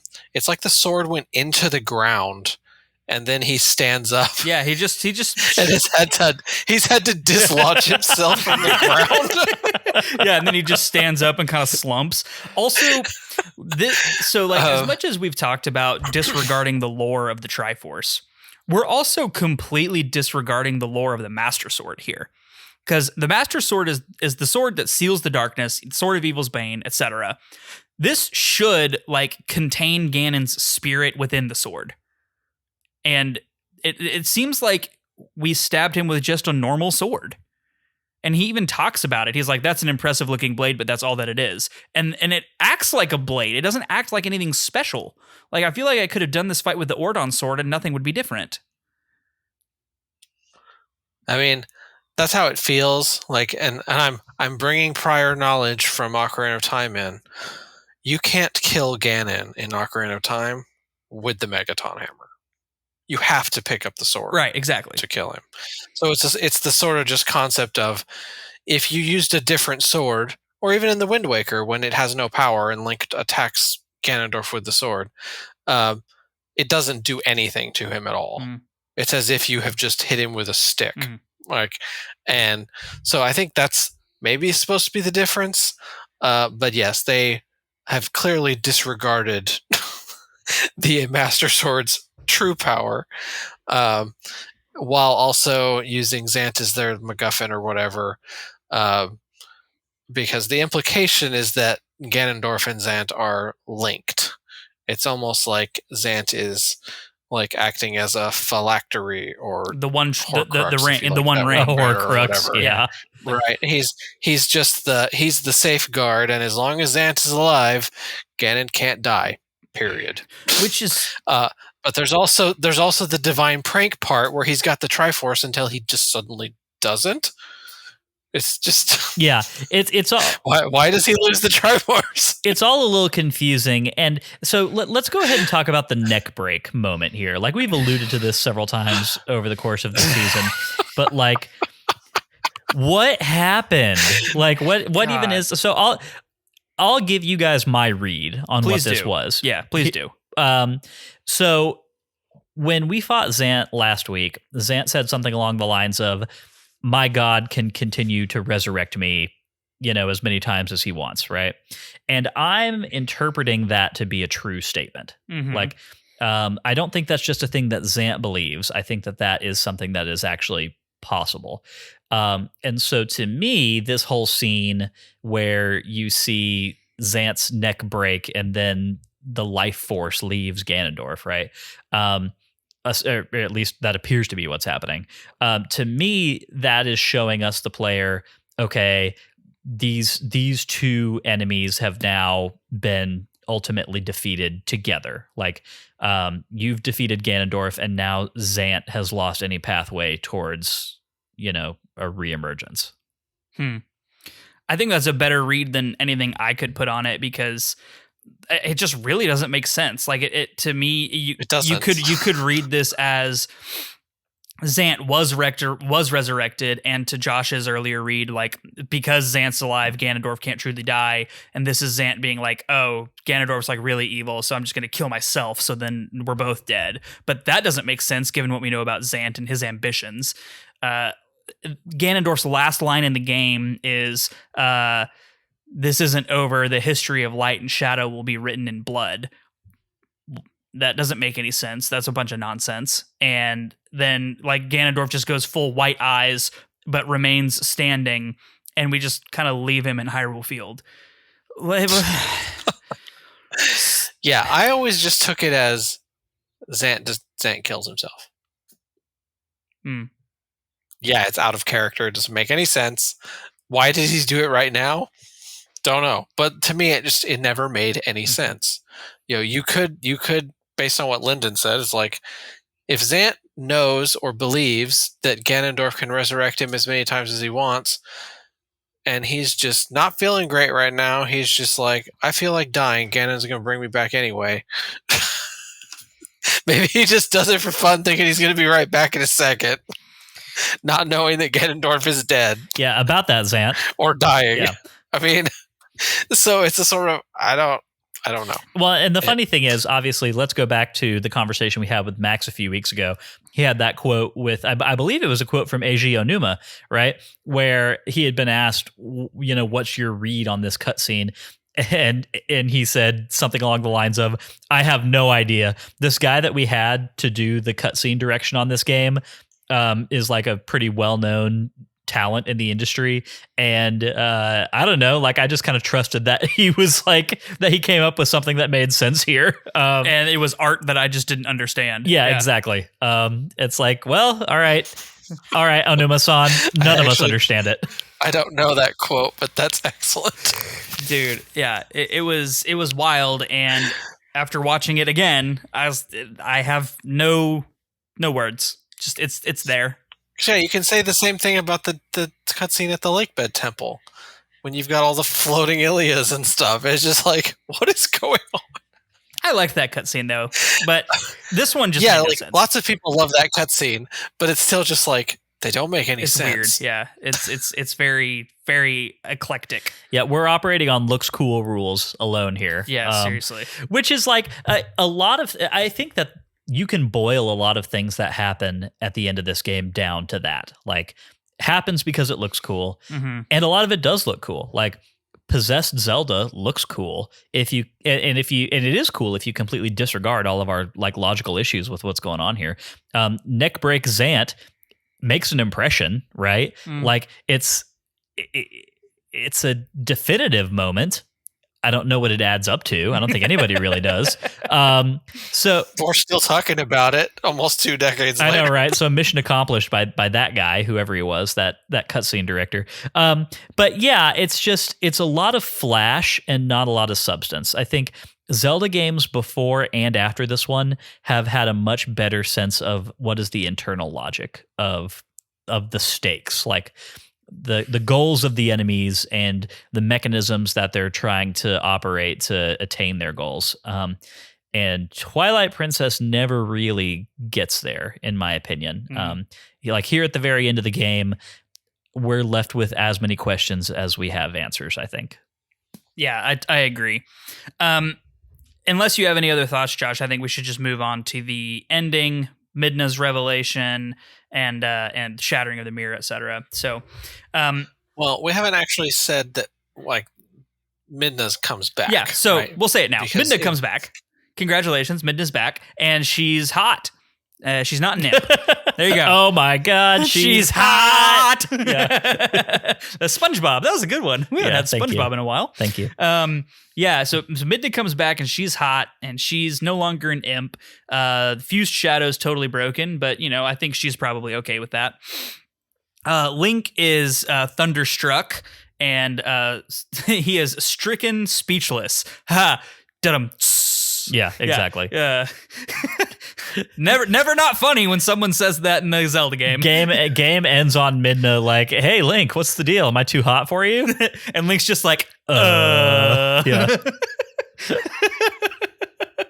Yeah, kind of. Yeah. I mean, a little bit. Then we get our whole first off, any thoughts, feelings, etc. about Midna's return prior to post-credit scene? Completely defeats the purpose of her being killed. Amen. I think it's just bad writing. Like, it's like, I get they wanted to be able to have Midna back in her true form. They should have just done that at a different point in the story. Or not killed her off. Yeah. It's like killing her off and then 5 minutes later just bringing her back. Completely wasted emotional attachment, anything. Like it. So it's just a bad decision. She should have just stayed dead if she was going to be dead. Yep. I think the design of the character is fantastic. Yes.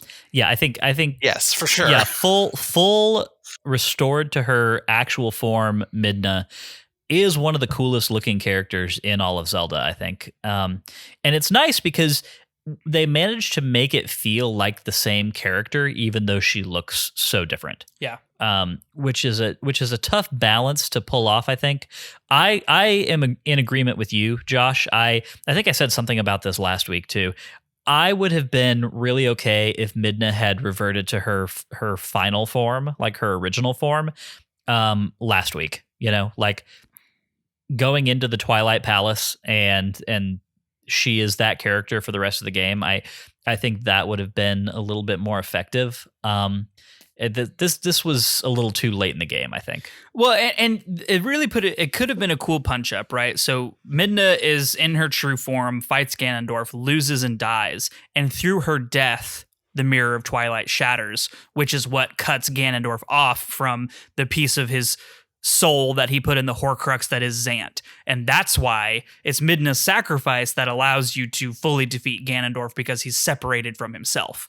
So like really cool, easy narrative punch up. Yeah. Just a thought there. Yeah, I agree. I think that I did myself a slight disservice to this whole section of the game, because this is the second Zelda game that I've beaten this week. Oh, yeah, you did beat Tears of the Kingdom this week. Yeah. Yeah. Oh, wow. Yeah. Wow. Yeah, nothing compares to that final. So, wild. yeah. And these things happened within 24 hours of each other. Like, yeah, dude, that sucks. I'm sorry. I beat Tears. Oh, wow. I beat Tears on Sunday, and here we are recording on Monday, and I beat Twilight Princess this morning. So, yeah, I think that may have not been the play in hindsight, especially just because like there are some beats that are slightly similar between the two things, Anyway, that's not Twilight Princess's fault. No. So I will say this though, Lyndon. I beat Tears of the Kingdom like 2 months ago, and I feel like I'm more down on this finale than you are. So like I don't think it's just Okay, that's Tears fair. of the Kingdom. That's fair. All right. Like Tears of the Kingdom might be the best finale in any Zelda game.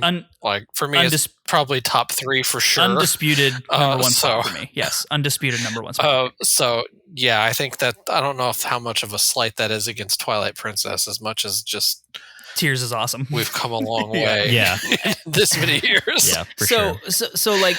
Obviously, we kill any emotional impact that was done by Midna's defeat by bringing her back. It's the same problem as Zelda just happening to be back. There's no logical reason for it. There's no explanation. There's nothing that you could even try to theorize on. Like, it makes some sense for Zelda because you could theorize that Ganon brought her back for some purpose, but Midna was dead. Yeah, this is now Ganon's dead. How does killing Ganon bring back Midna? There's nothing there. There's no connective tissue. Like the light spirits bring her back, but it's like, so the light spirits have had resurrection powers this whole time, and resurrection powers. Why don't they? Resurrection powers over a member of the Twilight who is not a being from their realm. Right. This is like that. Just if you follow the logic, which this game clearly doesn't, it's just like. So the light spirits have resurrection powers. Why didn't we just resurrect all the people Ganon killed? Or Zelda. Why didn't we just... Yeah. Right. Yeah. It's like... and why did Lanayru have to send us to Zelda to save Midna the first time? Right. Yeah. If the light spirits could just resurrect Midna anyway. Yeah. The internal logic of all of this makes no sense. So let's move on to something that I think we can probably have a more positive conversation about, and that's the final cutscene that we actually get with Midna. We head back to the mirror chamber in the Gerudo Desert, and this is the final interaction that we've got with that character.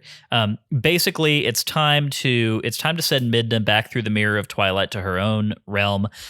We have to say goodbye, and the decision is made that the mirror of Twilight has to be destroyed, and the worlds separated forever.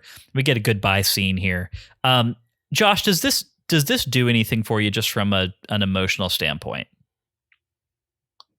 I mean, it doesn't really anymore. Like when it first happened, yeah. You know, it's because Midna's a cool character, and like we mentioned a few minutes ago, it was sort of so we finally got real Midna back, and now she's just gone forever. Like where there's no Twilight Princess 2 with a Midna. Like they really just killed it at the end, just saying this was one time, she's gone in the other world, don't ask. Like Yeah, Midna's gone. Yeah. And so like yeah, it was. There was more emotional attachment to it before. Again, I'm a little jaded on the whole thing since I've played it so many times. But yeah, I mean, I think it has a payoff at the end. Midna's, I think, easily the best character in the whole game. Easily. So having a goodbye moment, like I think it's a better goodbye moment than Fi's goodbye moment. I don't know if I agree with that. I don't agree with that. Yeah. But I also like Midna a lot more than I like Fi. Well, so the thing is, so do I. I think pound for pound, Midna is better than Fi. Like, I don't think you can question that. Yeah. I think she's a better written character. She's a more human character, obviously. Yeah. And that humanity makes her more interesting and allows you to have a deeper connection with her. I think the thing that resonates with me so much about Fi's farewell is that we've got the narrative promise of like ongoing connection with that character. Yeah, right. which is super meaningful. Like it places extra importance on the Master Sword. I mean, it's a redaction, right? But like it is an effective one, and it's one that has been continued to like capitalize on as the series has gone forward. Like Breath of the Wild and Tears of the Kingdom lean into that fairly heavily. So, and you can capitalize on it as you replay games. Like I talked about this in our section where we get the Master Sword and how I'm always more excited to get the Master Sword now, even in games that were made before Skyward Sword came out, because I now associate the Master Sword with that character. So the Master Sword effectively is a side character. So like it was a really cool trick that Nintendo did with that character. So yeah, I think Fi has a lasting impact. I was going to say it's a bit of a tangent, but it is interesting how it seems like a lot of Zelda fans just associate the Master Sword with Fi now. just recently, with the 25th anniversary of Ocarina of Time, there's been lots of tributes going out, right? But I think the one that got the most popular was Ramon Link's Studio Ghibli crossover animation with Ocarina of Time. And they pull that trick. They put Fi in it. Like, show the Master Sword just for a moment and put Fi with it. Yeah, and it's an Ocarina of Time video. Yep. And she's dancing around in the sword chamber like she was in, in the chamber. And it's just like, it seems like they did manage to make a character that everyone just now associates the sword as a person. And it was not that before. And frankly, I don't really do that. Like, I'm not that attached to that character. But maybe that's because I played the games for so long before, and I'm not that attached to Skyward Sword and so on. But yeah, fair enough. Anyway, we watched that video. We both really liked it. Really good. Yeah. It's great. It's great. Yeah. So Midna's farewell is really interesting to me. I think it's well done for the character that Midna is. She walks right up to the line every time of saying, she's going to miss Link or but who she is as a person and who we've known her to be. Like, I feel like if she had actually come out and said it, it would have felt wrong. So I think leaving it on the ellipses, the ... dots, I think was the right move for her character. Yeah. And I didn't feel that way about Linebeck and Ciella's goodbye, because I didn't feel like, we talked a lot about that in that season, but for Midna, it feels right. And the fact that she goes through and shatters the mirror with her own tears was like really, it was cool. It was good. It was emotionally impactful in some ways. And the shock on both Zelda's and Link's face, I think, says a lot. And yeah, I think it was good. Yeah. Yeah, I don't disagree on any particular point. Past this, we get a montage of different things happening in the credits scene, and the game effectively ends on a shot of Link returning back home to Ordon with Epona, and we've got the promise of all things kind of being put to right. We see, but then he leaves Ordon Village again on Epona. The final shot is Link leaving Ordon Village on Epona. Is it? I read this as Link going home.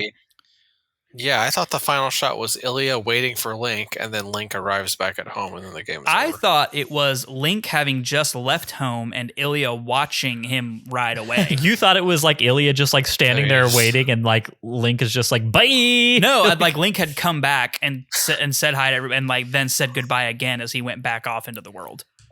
I mean, I wish that was the ending, because Ilia's the worst. Got it down here in the notes. Go back and be with Zelda. I think that is what it is, because we start on Link's house where the farmer runs up and is like trying to ask him for help, and like Link's house is all dark, and if he hadn't been back yet, everyone would know that he hadn't been back yet. But the farmer thinks that he is. I always took that as the farmer coming to see if Link came back since last night or whatever. That he came that morning just to see if Link was back yet. I've got it down. That they were all waiting for Link to arrive. I've got it down in the notes. Josh doesn't want good things for Ilia. Ilia is terrible. Anyway, I think Link is leaving Ordon Village again to go on more adventures of his own. Okay. All right. I still am reading it a different way, but let's just go ahead and call it ambiguous enough to interpret kind of however you want to, I guess. Sure. The game is certainly not giving you clear-cut answers to these things, right? Like, we don't get a cutscene where... Matt just wants the ending to be better than it is. Yes, exactly. Don't we all? Don't we all, Josh?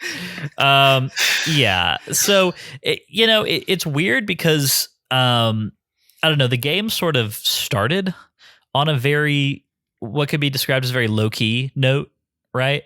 Without much pomp and fanfare. And it sort of ends that way as well. We definitely, like, it's a game that seems to have a really difficult time answering narrative questions with any sort of finality. It seems like it doesn't want to be too explicit about anything. And I appreciate that sometimes, but I feel like at some point you've got to just say, yes, we're going to offer some firm closure to some of these things that we're setting up. And they do when it concerns Midna as a character. But I think that's about the only instance that that's really done here. We don't get anything. I mean, think about Ocarina of Time, right? You get a lot of closure in the credits roll and final cutscenes and stuff. Yeah. Majora's Mask, you get a fair amount of closure, right? Skyward Sword, you most definitely do. Wind Waker, 100%.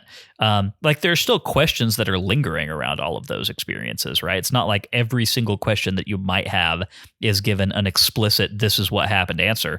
But for the most part, there's enough for you to be like, okay, I feel like we finished that up. And yes, I'm curious about the lingering state of some of these characters and locations, but for the most part, I have a pretty good handle on where we're ending things here. And that wasn't really the case for me, especially when Zelda is concerned. Like after the final fight with Ganondorf, we never really see Zelda again, do we? I mean, she's at the mirror chamber. She's at the mirror chamber, but I mean, even then, like we don't get any closure of like Zelda going back to Castletown and like repairing Hyrule she obviously repairs Hyrule Castle because her little statue of the three goddesses I and the that. What I'm getting at here is that Zelda ends this game in the exact same way in the exact same capacity that she spent the entire rest of the game, which is being kind of like a nothing character. Yeah, absolutely.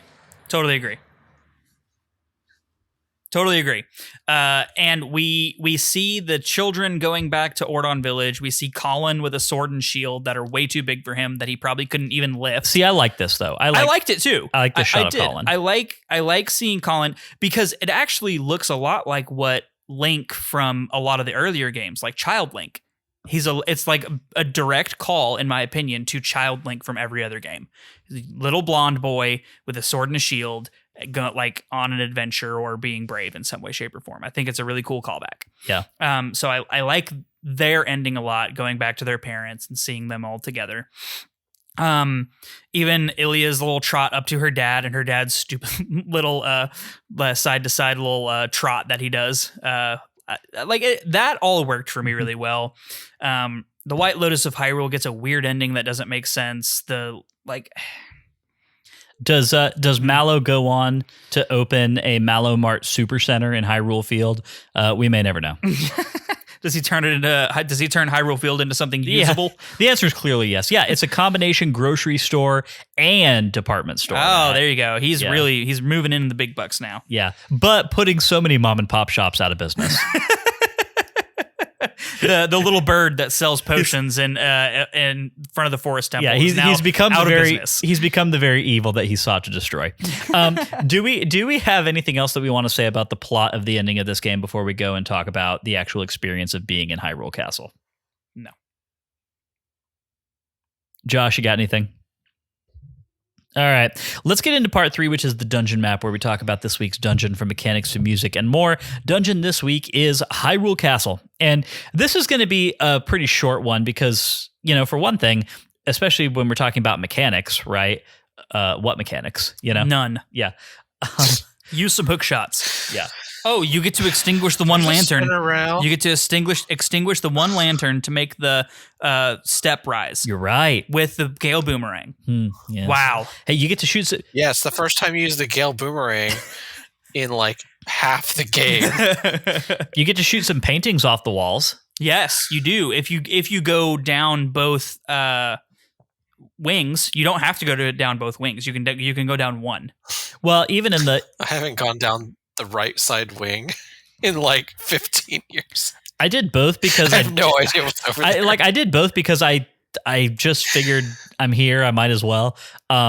It's just so I forget which side is which, but one wing is a double Dark Nut fight and one is a double Dinaflos fight. Yep. The double Dinaflos. So the other side that I don't go to is much easier. I've always gone to the Dark No, Nuts. dude, go double Dinaflos. Yeah, those double Dark Nuts are freaking rough. Yeah, it's hard. I liked it though. I liked that fight. Yeah, it was fun. Yeah. It's hard. It is really hard fighting two of those guys at one time in a confined space. Agreed. So, but I don't know. So you were right, Matt. This is definitely a combat gauntlet dungeon, and it succeeds fairly well at doing that. We have a lot of different kinds of enemy encounters. As far as the layout of the space, one thing that I do really like is that the layout of the castle feels appropriate to what it looks like from the outside. Yes, agreed. And I like that you go inside and on the ramparts. Yes. Like, I like that you get to explore a lot of the space and feel out what it feels like. I like that a lot. I told y'all before, I explored all of the outside, both sides. I explored the graveyard. I did both sides of both wings. I did the double Deniflos and the double dark nuts. I did all of it. I really explored everything. I got every chest. Because I wanted to really feel what the end of this game had to offer, to see if it was gonna kind of bring it back forward a little bit. And it just didn't.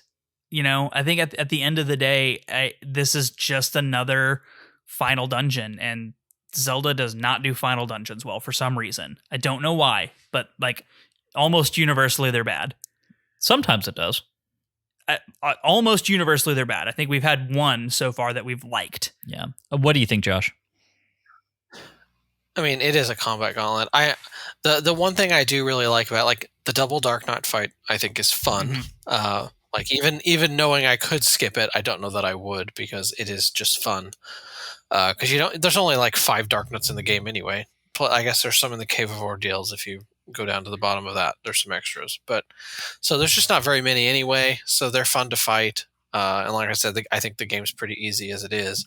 But I like the sections where you get locked in. You get to fight a bunch of stuff, because it gives you some opportunities to use all those sword skills you've been learning.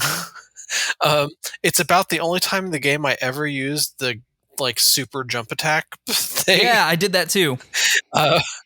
And so it's fun to just get to use all the sword skills, and it's one of the only times in the game you really can. So I do like that they throw some enemies at you, even if it's still pretty pathetically easy. Yeah, no, I agree. I think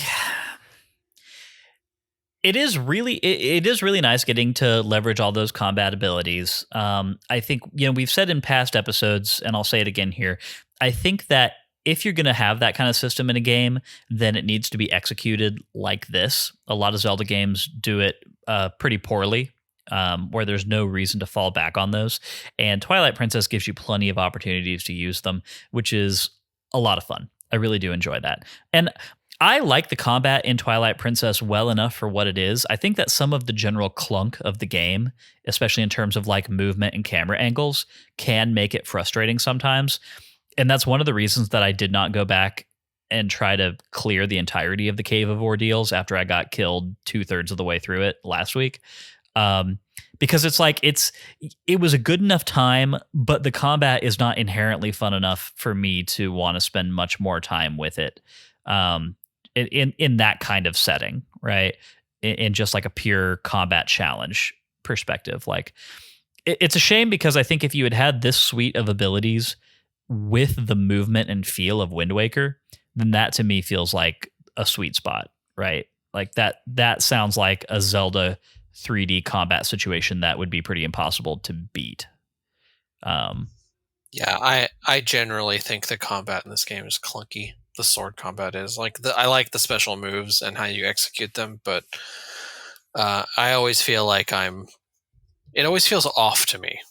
Like I miss with my sword swings frequently. Yeah, it's like my first swing it won't hit, and like I've played the game lots of times and it just always feels wrong. So yeah, there's just stuff about basic movement I feel like just doesn't work as well in this game as most others. Yeah, for sure. I mentioned it before, but I'm going to say it again. I really like the soundtrack in Hyrule Castle. It's a really cool rendition of the classic Hyrule Castle theme. It's actually not that different from the Hyrule Castle theme that you get when you're below the sea in the Wind Waker. It's not quite that. I mean, upbeat's maybe not even the right word for that one, but it's kind of it's more subdued and subtle. And I really enjoy it. That's the Hyrule Castle theme song from A Link to the Past is one of my favorite pieces of music in all of Zelda, and I think that they could recompose it a million different ways, and I would still enjoy it probably. So, I agree. Yeah. And I did. I agree entirely. Yeah. And that was a lot of fun. But yeah, I mean, it's just, the thing is, I'm having difficulty talking about specific areas of this dungeon because they all just sort of blend together a little bit in my mind. But I know that it's not like it only took me 10 or 15 minutes to get through this thing, right? Yeah. I would say I probably spent a good half hour, maybe 40 minutes in here. Yeah. And it's fun. Like it is fun enough for what it is. You know, we were having a conversation last week about whether or not we should consider Twilight Palace and Hyrule Castle to be the end game dungeon together, like two halves of an end game dungeon experience. And I don't think that you really can, just because one, they are disconnected spaces. So just from a legalistic standpoint, I guess they're not the same. But I do think that if you were to do both things in the same play session, then I think that'd be a pretty fun 2 hours of game. Mm. You know? Yeah. I mean, I think it could be. I really don't think either one has anything that the other is missing to a greater or lesser extent. Like, the puzzles in Twilight Palace are not that interesting. There are no puzzles in Hyrule Castle.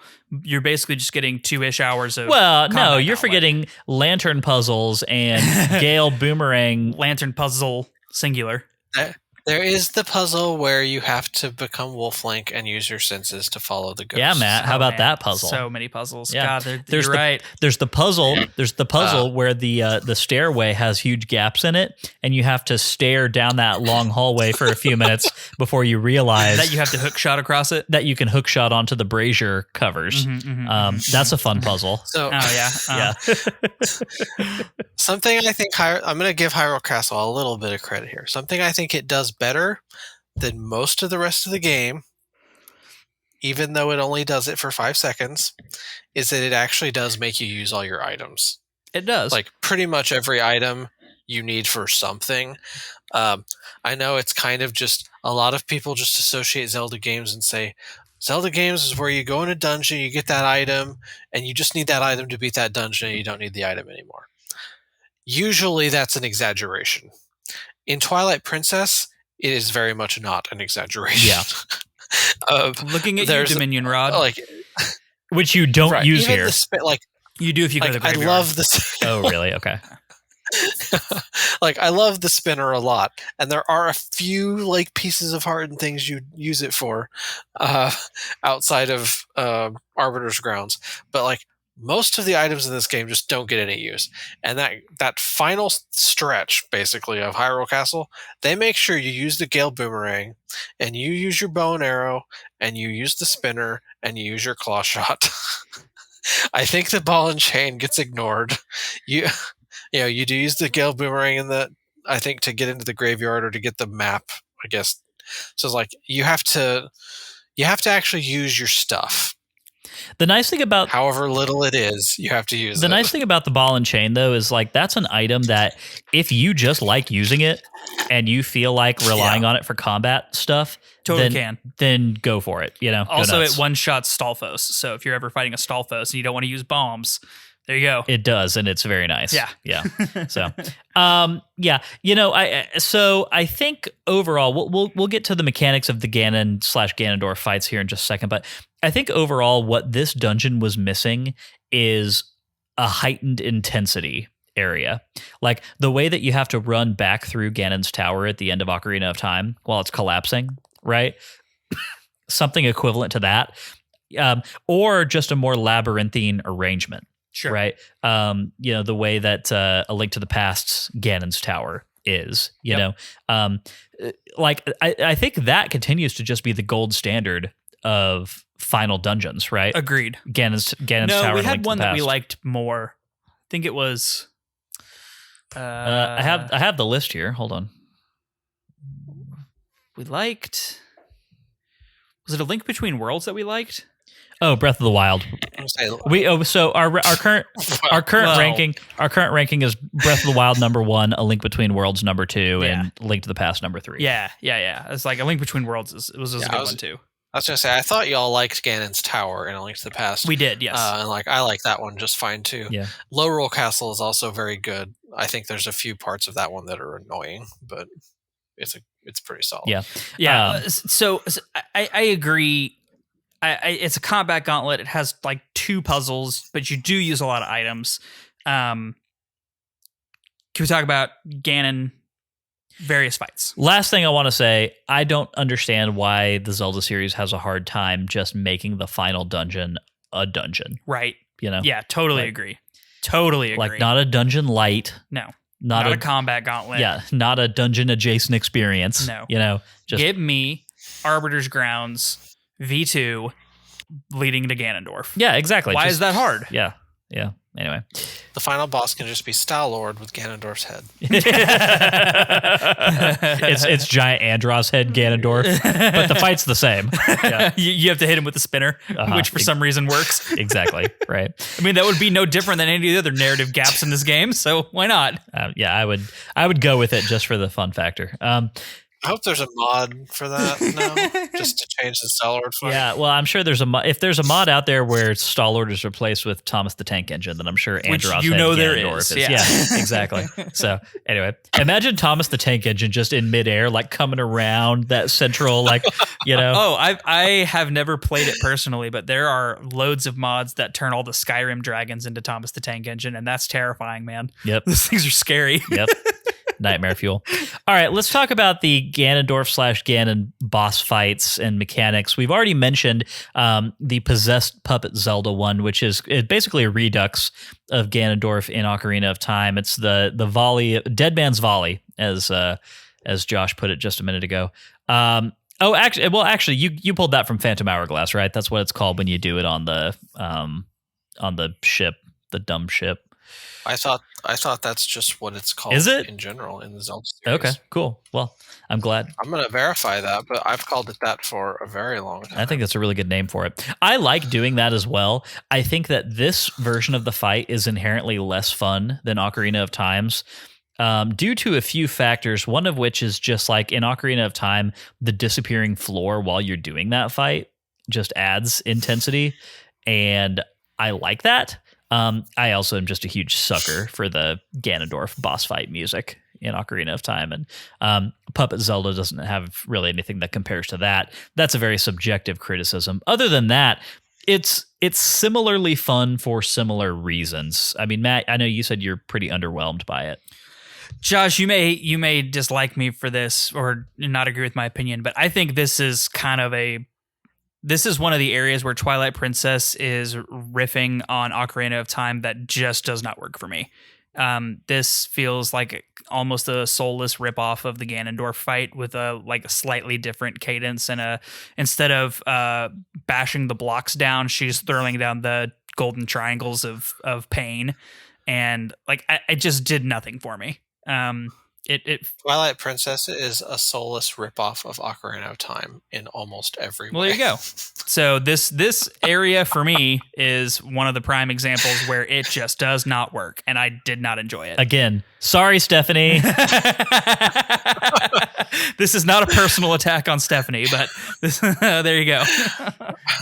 They were trying to make Ocarina of Time again, and it did not work. Yeah, this fight did nothing for me.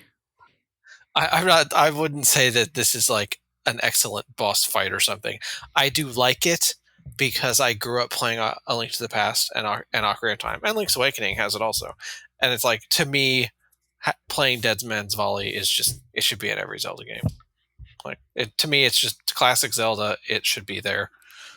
Even if it's not Ganondorf doing it, something needs to shoot an orb of light at me and let me knock it back. I agree. I agree with that. I do. Yeah, I'm down with it as long as it's not Ganondorf every time. Yeah, and so that's where I like this fight, because it let me do my classic Zelda thing.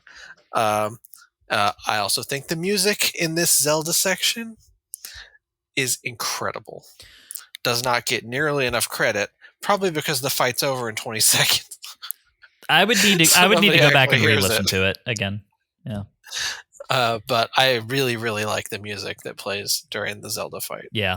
Definitely going to go back and listen to that again, because it didn't necessarily register with me at the time. But that's a hell of a recommendation. So I'll give it another shot. So going back to talking about it being called Dead Man's Volley, apparently that term does originate in Phantom Hourglass. Okay. Oh, nice. Cool. Look at me. I knew Like, something. it has been retroactively. Everyone calls it that now. And even the Zelda Wiki article for Dead Man's Volley lists all of the games that have it, but notes that the term was coined in Phantom Hourglass fighting the Cubist sisters. Well, Cool. thank you, Phantom Hourglass. So, you gave us interesting. something. Yeah. one good One thing. thing. Dark Beast Ganon. Yes. Okay. I'll start. I like this fight, actually. I think this is a cool riff on a couple different fights, including the Pyrus fight, which was boring by itself. But this has a cool... it's a combination of Phantom Ganon from Ocarina of Time, the Pyrus fight, and then like goat wrangling, but in wolf form. Yeah. And so like that doesn't sound like it should work very well, but it's kind of fun. And I enjoyed it. I really like the aesthetic of this fight. I like Dark Beast Ganon just tearing the hell out of the place and kicking up gravel all over. And he looks scary and big and intimidating. And all of that is really good.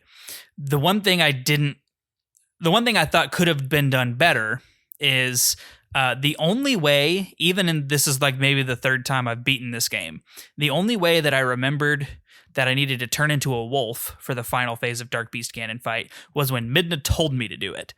And I don't like it when a Zelda game has to tell you to do something like that, if that makes sense. Like, and I don't know I don't know a way to signpost this to make that more obvious. Yeah. This is an early incarnation that signals a method of doing stuff like this that is more heavily relied upon in Skyward Sword, which I hate. Which is Fee tells you what to do. Right, exactly. Like, just like, hey, here's me explicitly giving you the solution to this whole thing. Because I wouldn't have known to do that either without the Midna hint, and that's a shame because it's really fun, and you should. Wolf Link is such, on paper, an integral part of your arsenal in this game. The issue is that it never really it never really feels that way. You know, Wolf Link always feels like something that you might have to pull out of the hat every now and again. Yeah. But you never are given an opportunity to be looking at situations and thinking, is this a Wolf Link situation? Right. Yeah, totally agree. And especially here where there's no puzzle solving to be done, right? Mm-hmm. You're not being assaulted by like invisible enemies or anything. Right. There's nothing contextually that is telling you that it's time to pull out Wolf Link, except for the fact that you're fighting another big animal. Except the first half of the fight, you didn't need to be Wolf Link for it. I do think it's confusing messaging for sure. Yeah. But I do agree with you that the fight overall is a lot of fun and is a fun culmination of lots of different things together in one encounter. It's interesting because you can kind of divide these pig Ganon fights into several different categories, right? Like there's slightly human pig Ganon, there's less slightly human pig Ganon, and then there's Ganon going full pig, you know? Never go full pig. Never go full pig. Yeah. So Breath of the Wild is another example of this, right? Like Ganon goes full pig in the final encounter of Breath of the Wild, right? Yes. And it's bad. Yes, which is bad. But here it's actually pretty good. I don't think I prefer this to Ocarina of Time Ganon fight, right? Double sword, rainbow tail Ganon fight, but as a midpoint in the final boss encounter of the game, yeah, it's fun. It's a fun way to shake things up. Yeah. So I played this on stream. When I played through the end of the game, I was streaming it. I had a comment from someone I didn't expect who told me apparently you never have to do it with the bow and arrow. Or you can always just start the fight as Wolf Link at the beginning, and that they didn't even know you could be a human. So I guess for some people it just seems obvious that you turn into a wolf when he turns into a pig. But I always assumed the first half was as human Link, and then the other half is Wolf Link. And I agree with the assessment that the game doesn't do a good job of teaching you to use Wolf Link to solve puzzles, or especially not for combat scenarios. That, especially coming off of the last 4 dungeons, you don't need Wolf Link really in the Temple of Time. You use him to walk some tightropes in City in the Sky. You don't need him in Palace of Twilight, and you don't need him in Hyrule Castle. Yeah. So it's like you're not being taught to use Wolf Link, really. Arbiter's Grounds is the peak of the game, saying you need to be swapping back and forth between these two things frequently. And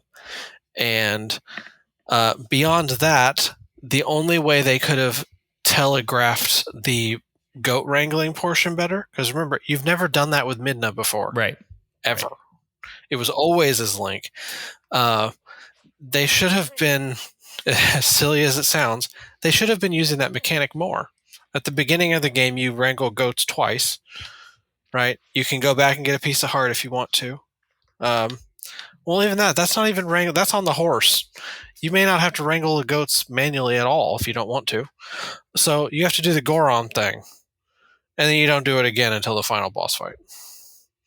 So they should have used that mechanic more often, and then it would just be part of your thinking of, oh, well, of course I need to use the arm wrestle move. Why wouldn't I? I use it in every dungeon, but you just don't. Yep. So I think they could have designed certain enemies that just worked that way, so that you always had it in your mind, and they did not. Mm-hmm. I do think it's a good fight, though. Yeah, I agree.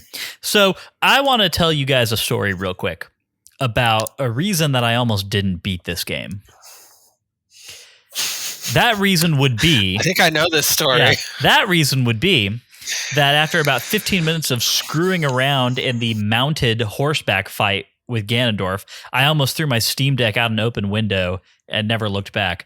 Let's talk about the horse fight, guys, because if there's one thing this game has been doing well for the entirety of its duration, it's been horse mechanics. Anything. Yeah. Anything related to the horse. Yeah, exactly. Who should never be named Epona, and if I ever play this game again, the horse will not be Epona. This horse does not deserve Epona's name.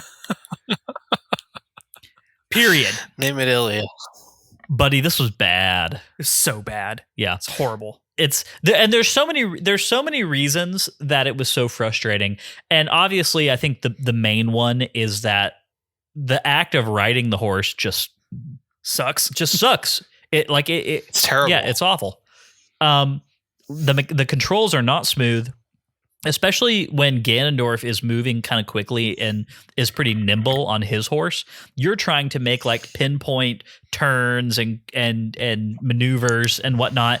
And somehow all I'm managing to do is that stupid move where you turn all the way around. Yeah, you turned a little too sharply, and now Epona's just kind of like, okay, and here's a quick 4-point turn to go the other direction that you can't cancel out of. And then you get swarmed by his knockoff Nazgul, which then knock you off Epona. You have to get back on and then catch back up. Right. And then Zelda misses her arrows 4 times. Yeah. And you're sitting there going, can you please, for the love of God, just hit him one time? Exactly. Yeah, she's a pretty terrible shot. Awful. And the thing is, her actually hitting him isn't good enough. You actually have to go hit Ganondorf with your sword after she hits him. And frequently, what will happen is she'll hit him, and then you get knocked off by a ghost, and then your window's over. Start again. Yeah. Have any of you ever did you get stuck in the loop where it's not the ghost hitting you, but it's Ganon hitting you? Yes. You can get this where he just hits you, and then you get back on, and he just comes back around and whacks you again. It can be pretty difficult to break that loop. You almost just have to run away as fast as you can. Run away! Hope the game will finally run a different function. Run away! Yep, exactly. Monty Python, right there. Yes. So that was me. I actually died twice in this portion of the fight. I used most of my potions. So I only went into the castle with 3 potions. I should have completely stocked up. But I used 2 potions fighting the double dark nuts, and I only had 1 going into the Ganondorf stuff. And so I used 1 in this fight and then died, and then came back and did it 2 more times with 3 hearts. Because it's hero mode and you can't get hearts from anywhere. So I did the remainder of the boss fight, this phase and the next one, with 3 hearts. Do you just like not use your magic armor? Oh shit, I should have done that. Yeah. I used my magic armor a lot. Okay. Until I ran out of rupees. Yeah, I forgot I had that. Yeah. I forget that's in this game most of the time. I haven't had it in a long time. I ended up using my Great Fairy's Tears on the double dark nut fight. Then I got all the way up to the final big key door. I realized I didn't have the small key from the graveyard at that point, and there was a ton of chests in that room. Did you go all the way back? I did, but I did it for 2 reasons. Okay. I went all the way back because I refilled all my potions. I was down to 1 single fairy. Okay. So I went back, I bought 4 blue potions, and then got the graveyard key, went and unlocked all the chests, which gives you a ton of rupees and 2 stamps, and I was so angry at it was worth it for the stamps, right, Matt? I was so angry. But I went into the Ganon fight with 4 blue potions and like 850 rupees for my magic armor. I left all of the phases with 1 blue potion remaining and 0 rupees. So I felt like I did okay. Okay. I felt like I did okay. Cool. Yeah. Anyway, I died several times in this fight, and it was explicitly because of what you're talking about right now, Joshua, where you just get in that loop of Ganondorf is like you're just trying to clunkily get back on your horse, and Ganondorf just keeps coming around and bonking you on the butt with his magic sword. And it was infuriating. It was so frustrating. I haven't been this angry playing Zelda since that time I was playing Phantom Hourglass on the plane.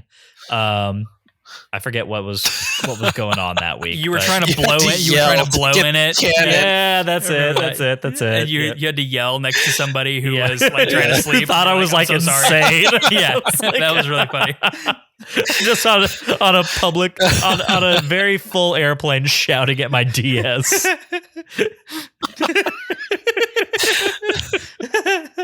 This was not quite as bad as that. Oh man.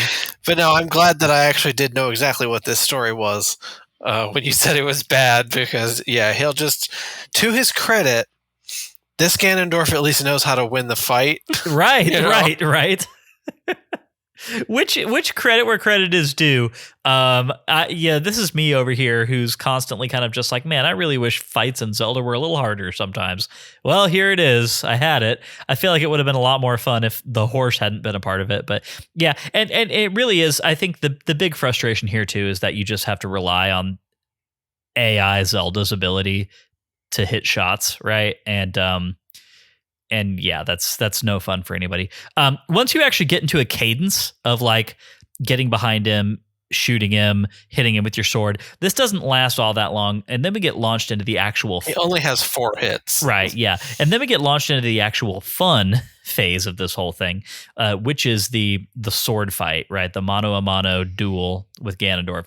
The thing that I like about this is that, one, I appreciate the amount of player education that the game has been doing to get you up to the point where you're able to handle this encounter. Dark nut fights and all the various kinds of enemies, Aeroflos and stuff that have got a bit more oomph in their repertoire of combat moves and whatnot. It really does put you in a place where you're able to just kind of think your way around this fight a little bit better. And it is challenging in a fun way. Is it as fun as advancements that like Breath of the Wild and Tears of the Kingdom have made since then? No, but again, it's unfair to expect that of Twilight Princess. Like, given that this game was the first Zelda game that tried to do this kind of thing in this way, and that it was so long ago, I actually think it's a very impressive accomplishment how successful this fight is. I don't know. I don't totally agree. I think it's fine. I think, like Josh said, I think Wind Waker did it better. I think the only part of this fight that really did anything for me, there were two things. One was the challenge clash thing where you could get in the spam your A button. I just think cinematically that's a cool moment. I don't think gameplay wise it's very interesting, but it looks cool in frame. And Ganon throws a lot of cool combos that can really throw you off guard. And if you aren't ready for them, then you get hit. And I think that's cool. But there's nothing here that feels any different than a Dark Nut fight to me. Like it just feels like a Dark Nut fight against Ganondorf. I don't know. You kind of just do backslashes over and over and over again. That's really what I did as well. Unless I'm missing a mechanic that I've never figured out, it just seems like you're kind of Dark Souls rolling in a way, just rolling around him trying to hit him. And that's all you do. He does have some cool moves and he teleports around. And then you've got the chance clashes. But I don't think it's bad. But I am a huge fan of the parry setup in the Wind Waker. Yeah.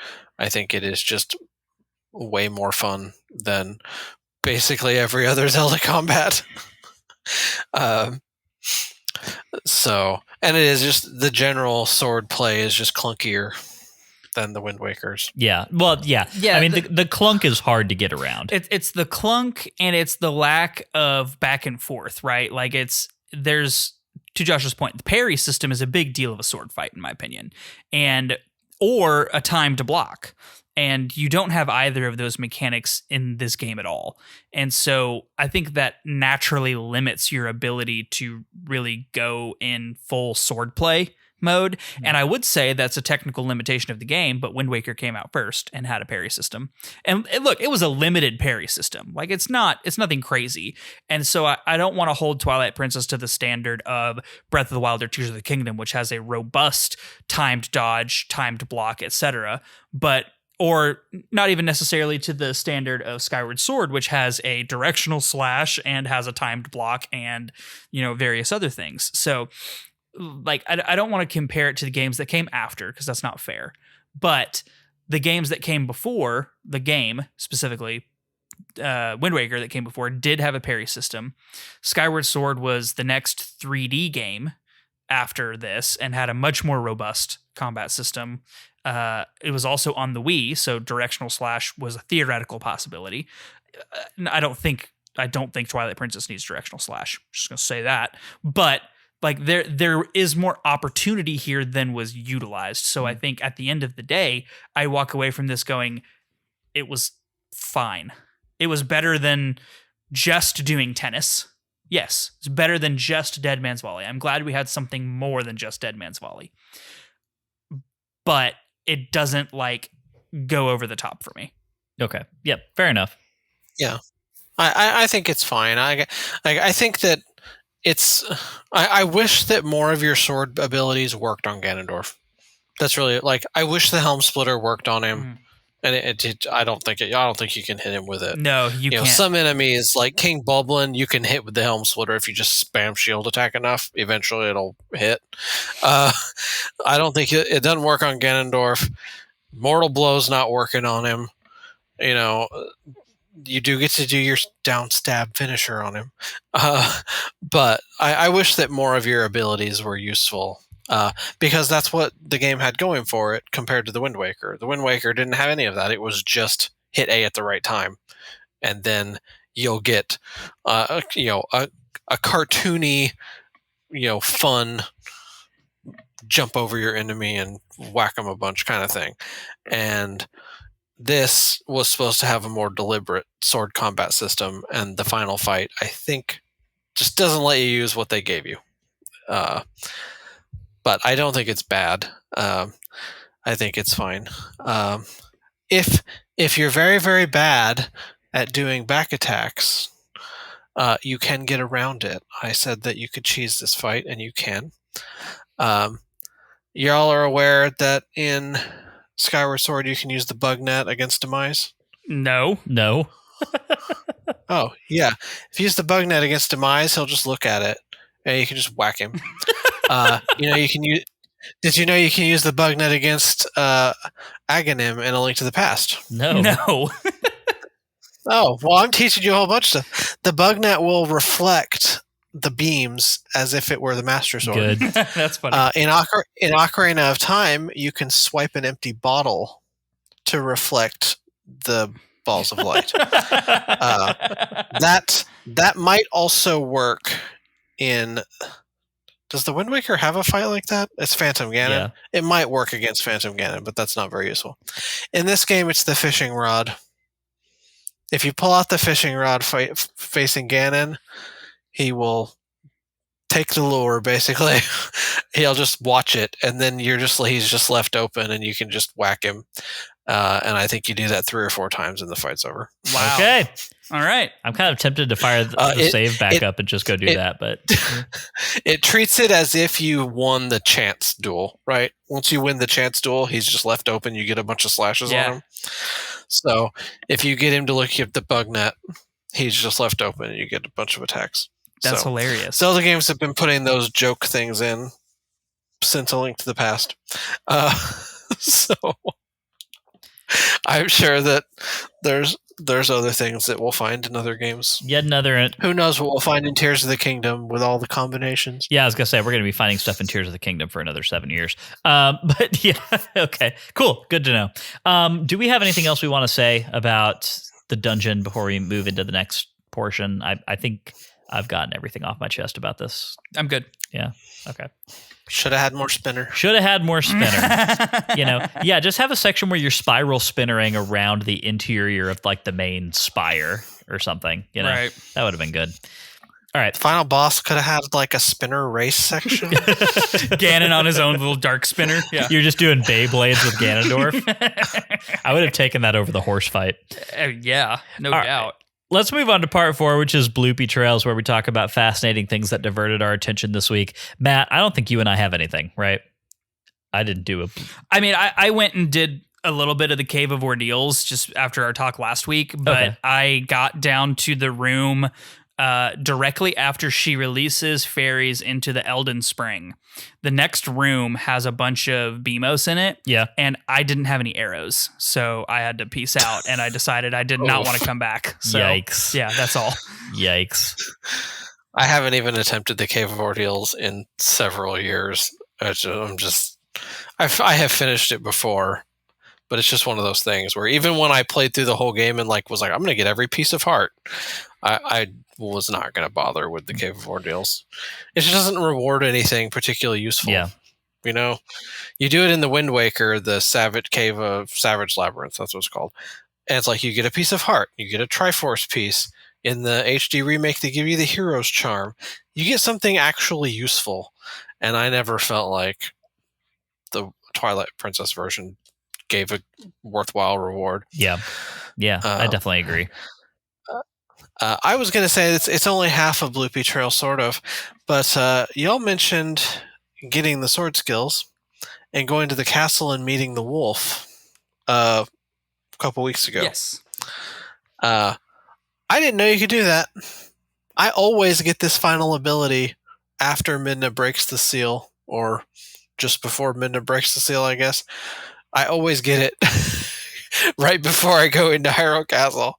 So that was my only Bloopy Trail, as I got the last sword Just skill. save it for the very end. I mean, that, like, thematically, that sounds actually kind of appropriate, right? Like, one more chicken with that guy. I didn't know you could go get it. I thought you actually couldn't. Oh, that's wild. So, yeah, I just never thought about it. Okay. Just like, oh, it's at the castle. I can't go there.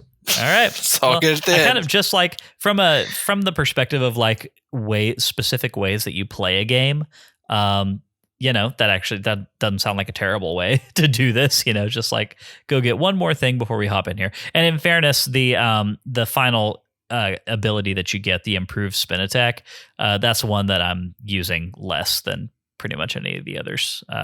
So yeah. I do like it for those big fights in the groups. The jump attack is great, but if you're at full health, that spin attack's It's powerful. Wipes out the vocal blends. Yeah. Yeah, it's very powerful. I like the jump attack a lot. I find myself getting knocked around by things mid-jump a lot in this game, though. Yes, that happens more in this game than any other game. Yeah. And I don't like it. No, it's annoying. All right, let's move on to part 5, which is Z-targeting, where we lock on to fast-dating characters or enemies that we happen to cross. Matt, I'm going to let you go first. Really? Yes. I figured you'd want to go first to secure your bid on your character. Okay, fine. I appreciate you. Yes. My Z-targeting this week is Midna. There you go. Yeah. I haven't used Midna yet. I mean, It's fair. there are several places, I think, in this game where it would be very appropriate to pull your Z-targeting on Midna. And this is definitely one of them, but I think that there are some equivalent moments, right? But yeah, I mean, at the end of the day, this is where it all kind of culminates. We see Midna doing some seriously badass shit, and really making good on the promise of being like the inheritor of this crazy Twilight magic, right? And on top of that, you have some moments of legitimate like emotional pathos. Yeah, I think, Josh, you're absolutely right. Midna is the best character in this game, and her arc really does kind of come to a head here. Yeah, there's some clumsy moments. Is she dead? Is she not dead? Stuff like that. Whatever. I still think that this is, at the end of the day, the character of Midna sticks the landing. Yep, absolutely. I think that's a fantastic pick. There's not much to pick from here. Like you're basically between Zelda, Link, Ganondorf, King Bulblin. Yeah, no, boring. I think like I'm just gonna have to go with Ganondorf. I've already used Zelda. This Link, I'll save that for next week.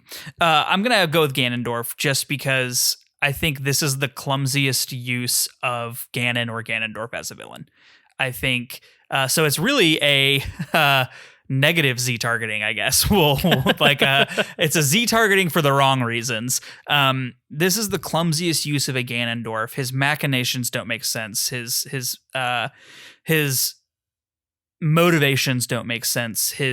The internal logic of everything he's doing doesn't make sense, and he just feels like a guy on a power grab, but he's not really doing it well. And it's weird to see Ganondorf that way. And it's weird to get to the end of the game and not really understand what or why or how. And that's kind of where we're at. So I'm going to give Ganondorf my negative Z targeting pick. Okay. Josh, do you have either a negative or a positive Z targeting? Yeah, I've got a Z targeting pick, and then I've got an honorable mention for you. Go for it. Okay, so Z targeting is going to the true hero of the story, Zant, the person who actually kills Ganondorf by snapping his own neck. Yeah, okay, fair enough. Honorable mention goes to the hawk that stops that one arrow. That's pretty cool. He's a real cool hawk. It's too bad he couldn't come on the adventure with us more. Yeah, it was pretty cool. Like for a hawk to hit an arrow out of the air without getting hurt. Would have been great. You mentioned during the Hidden Village section that they shoot arrows faster than you can pull out the bow and shoot an arrow, which is definitely a frustration. If Hawk Buddy could have just come with us, he could have stopped all those arrows. That would have been nice. Hawk Buddy. You were too good for us, Hawk Buddy. We didn't deserve you. Amen. Yeah. Okay. Excellent. Well, I think it's also notable, before we get out of this section, that nobody has picked Zelda for their Z targeting. I picked Zelda for my Z targeting in like the second episode when we get to see, because remember, she has the whole flashback. Oh, that's right. And I said in that episode, this is the only time Zelda does anything interesting in this whole game, so I'm going to pick her. Okay. Well, I never picked her, and I stand by my decision. I think that's fair. Yeah. Golly. Okay. Let's get into. But nobody's picked Link. Yeah. Well, in fairness, we don't really pick Link for Z targeting that often. That's fair. Okay, fair enough. I don't think have we ever? I don't know about ever. Someone go listen to all 135 episodes that we put out and tell us if we've ever picked Link. Do that before next week and let us know what you find out. Yeah. Let's get into part 6, which is our final thoughts, where we let Matt wrap up this section of the game in as succinct a way as he can think to do. So we come to the finale of the game, where we get to really dive into some great cinematic moments with some of our characters. We get to see Midna fully realize her power as the inheritor of the power of Twilight and the fused shadows. We go through a long combat gauntlet of a semi-dungeon and approach our final fight with the apparently big bad of the game. And we get to experience all of his ill-conceived and nonsensical machinations that he has apparently put in motion throughout the game, and go into a series of fights, some of which are good, some of which are really bad, horse fight, and finish off with some more great cinematic pieces that showcase the game's true strength, which is really cool standout moments that look good in a trailer. And then we end our journey with Link and Midna by saying an emotional farewell to some of our friends that we've made along the way. And really, Lyndon, isn't that always the goal? Friend game is the end game. Friend game is the end game. Yep. And there you go. Well done, as always, Matt. That brings us to the end of the Sacred Realms rundown for this season of Pod. We will return in season 11, probably with the Minish Cap, for another installment of the Sacred Realms rundown. Next week, of course, we will be back with a rank and recap episode, which is its whole own fun thing. Fun fact, Matt, the detective, Mike Maker, we were hanging out on Saturday, and he let me know that he actually beat this game in advance of both of us. Wow. Yep. Good for him. Got it all cleared out. So anyway, that'll be next week, and it's going to be a really fun time. Josh, thanks for joining us on this episode. Maybe not the most prestigious episode of Pod. No, but it's great. I feel like most of the time when I'm here to be this game isn't as bad as y'all think it is person. And it was nice to get to show up and just flip that upside down. To be like, no, y'all are right. This game is trash. Because I knew that more so than near any other season that you'll even do, this is the one that I had the most mean things to say about. Someone's gonna clip that comment about this game being a bad imitation of Ocarina of Time or whatever it was I said, and I'm never going to live that down. Soulless ripoff is the phrase. A soulless ripoff of Ocarina of Time. I for one am here for Nega Josh. I like it. It's nice to not be the naysayer of the podcast for once. You did. I don't even remember. At this point, it's been 3 minutes, and I don't remember what you said, Matt, during your recap that made me think of this. Oh, you said trailer moment. That's what it was. But I have another random Twilight Princess fact for you before we go. Go for it. Have you ever watched the demo reel that plays not the one where he just howls and the logo shows up, but if you just let it play repeatedly? The game has a demo reel. Have you ever watched it? No. That demo reel has unique music that I am pretty sure is orchestrated. The game does not have an orchestrated soundtrack. But that song, I believe, I'm not 100% sure, I believe it is orchestrated, and it is more or less kind of sort of the theme song of Twilight Princess. It is only used in that demo reel and in the E3 2005 trailer, which is where it was revealed. Because the original trailer uses I think it's Conan the Barbarian music that they used for the Ocarina of Time and the Wind Waker trailers also. Yeah. The 2004 trailer uses that. The 2005 trailer uses this original piece that they made for the game. That's the trailer where they first revealed that Link becomes a wolf. They first revealed Midna in a she looks different than she did in the final version. Her hair is different. So that music made it into the game, but only in the demo reel. Okay. It's not even in the credits. Well, I'm going to go give that a listen. So, I mean, let the title screen play a little while, and you'll get to hear a new piece of music. Sounds good. I actually was pretty underwhelmed by the musical offering in the credits for this game, especially when you compare it to like what Ocarina of Time's got going on and Skyward Sword, and or even this game's own intro. Right, like, yeah. Music. Like this game's intro title music is really great. Yeah. Yep, that's fair. Okay. Yeah, I think the credit music is fine, but yeah, it's not among the best. No, I think that theme song that they wrote for this game is quite good. Yeah. Yep, I completely agree. Thanks for that one extra fact, Josh. I think it is time to get wrapped up and get out of here for the week. We are all in the same time zone, and it's almost midnight here. So bedtime is what we call that. Josh, as always, everyone can follow you on most of your social media platforms at Watcher Joshua. Is that correct? Yeah, mostly Threads and Instagram at this point. But you can find me lots of places if you go hunting. Making a stand on Threads. I appreciate that. Oh yeah, it's been a good time over there. I'm pretty happy with it, actually. All right, well maybe we should do that. So that's just kind of where I settled. Well, cool. Definitely go give Josh a follow, and as always, keep it locked to Zelda universe as well. We're kind of exiting a very crazy time over there in the post Tears of the Kingdom world, but still plenty of great resources and plenty of great information. Always recommend giving them a follow because they are great friends of this podcast. Josh, we are of course looking forward to grouping back up with you in season 11, which looks like it's going to be a Minish Cap event, so that should be a good time. Yeah, I wonder if I like that game or if I don't like it. Are you being sarcastic, or do you actually? No. We're leaving a cliffhanger for viewers. They're gonna have to wait and find out. I respect that. You can't burn through all the good pod before we've even gotten into the game. That was amateur of me. I'm sorry. Either way, going to be a great time, and can't wait to catch up with you again soon, and of course collaborate on other things in the very near future. Yeah, teaser. What that is. Yeah, we're not telling anybody. It's a secret. Could be anything. Guess we'll find out. Who's it a secret to? Everybody except the people who are in on it. Just everyone, Matt. It's a secret to everyone. Yeah. All right.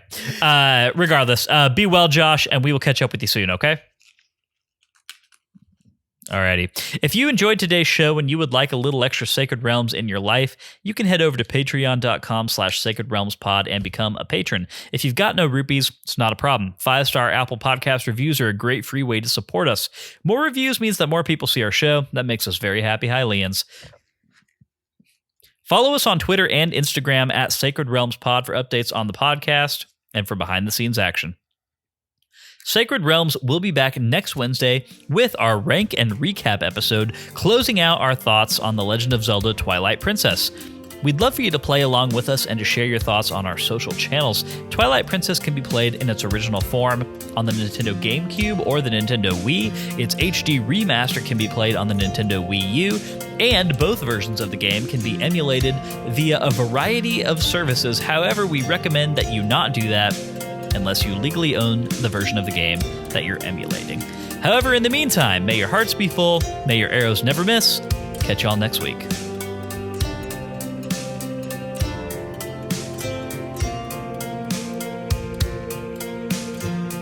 Sacred Realms is an independent, listener-supported podcast, which is produced, edited, and mixed by me, Lyndon Willoughby.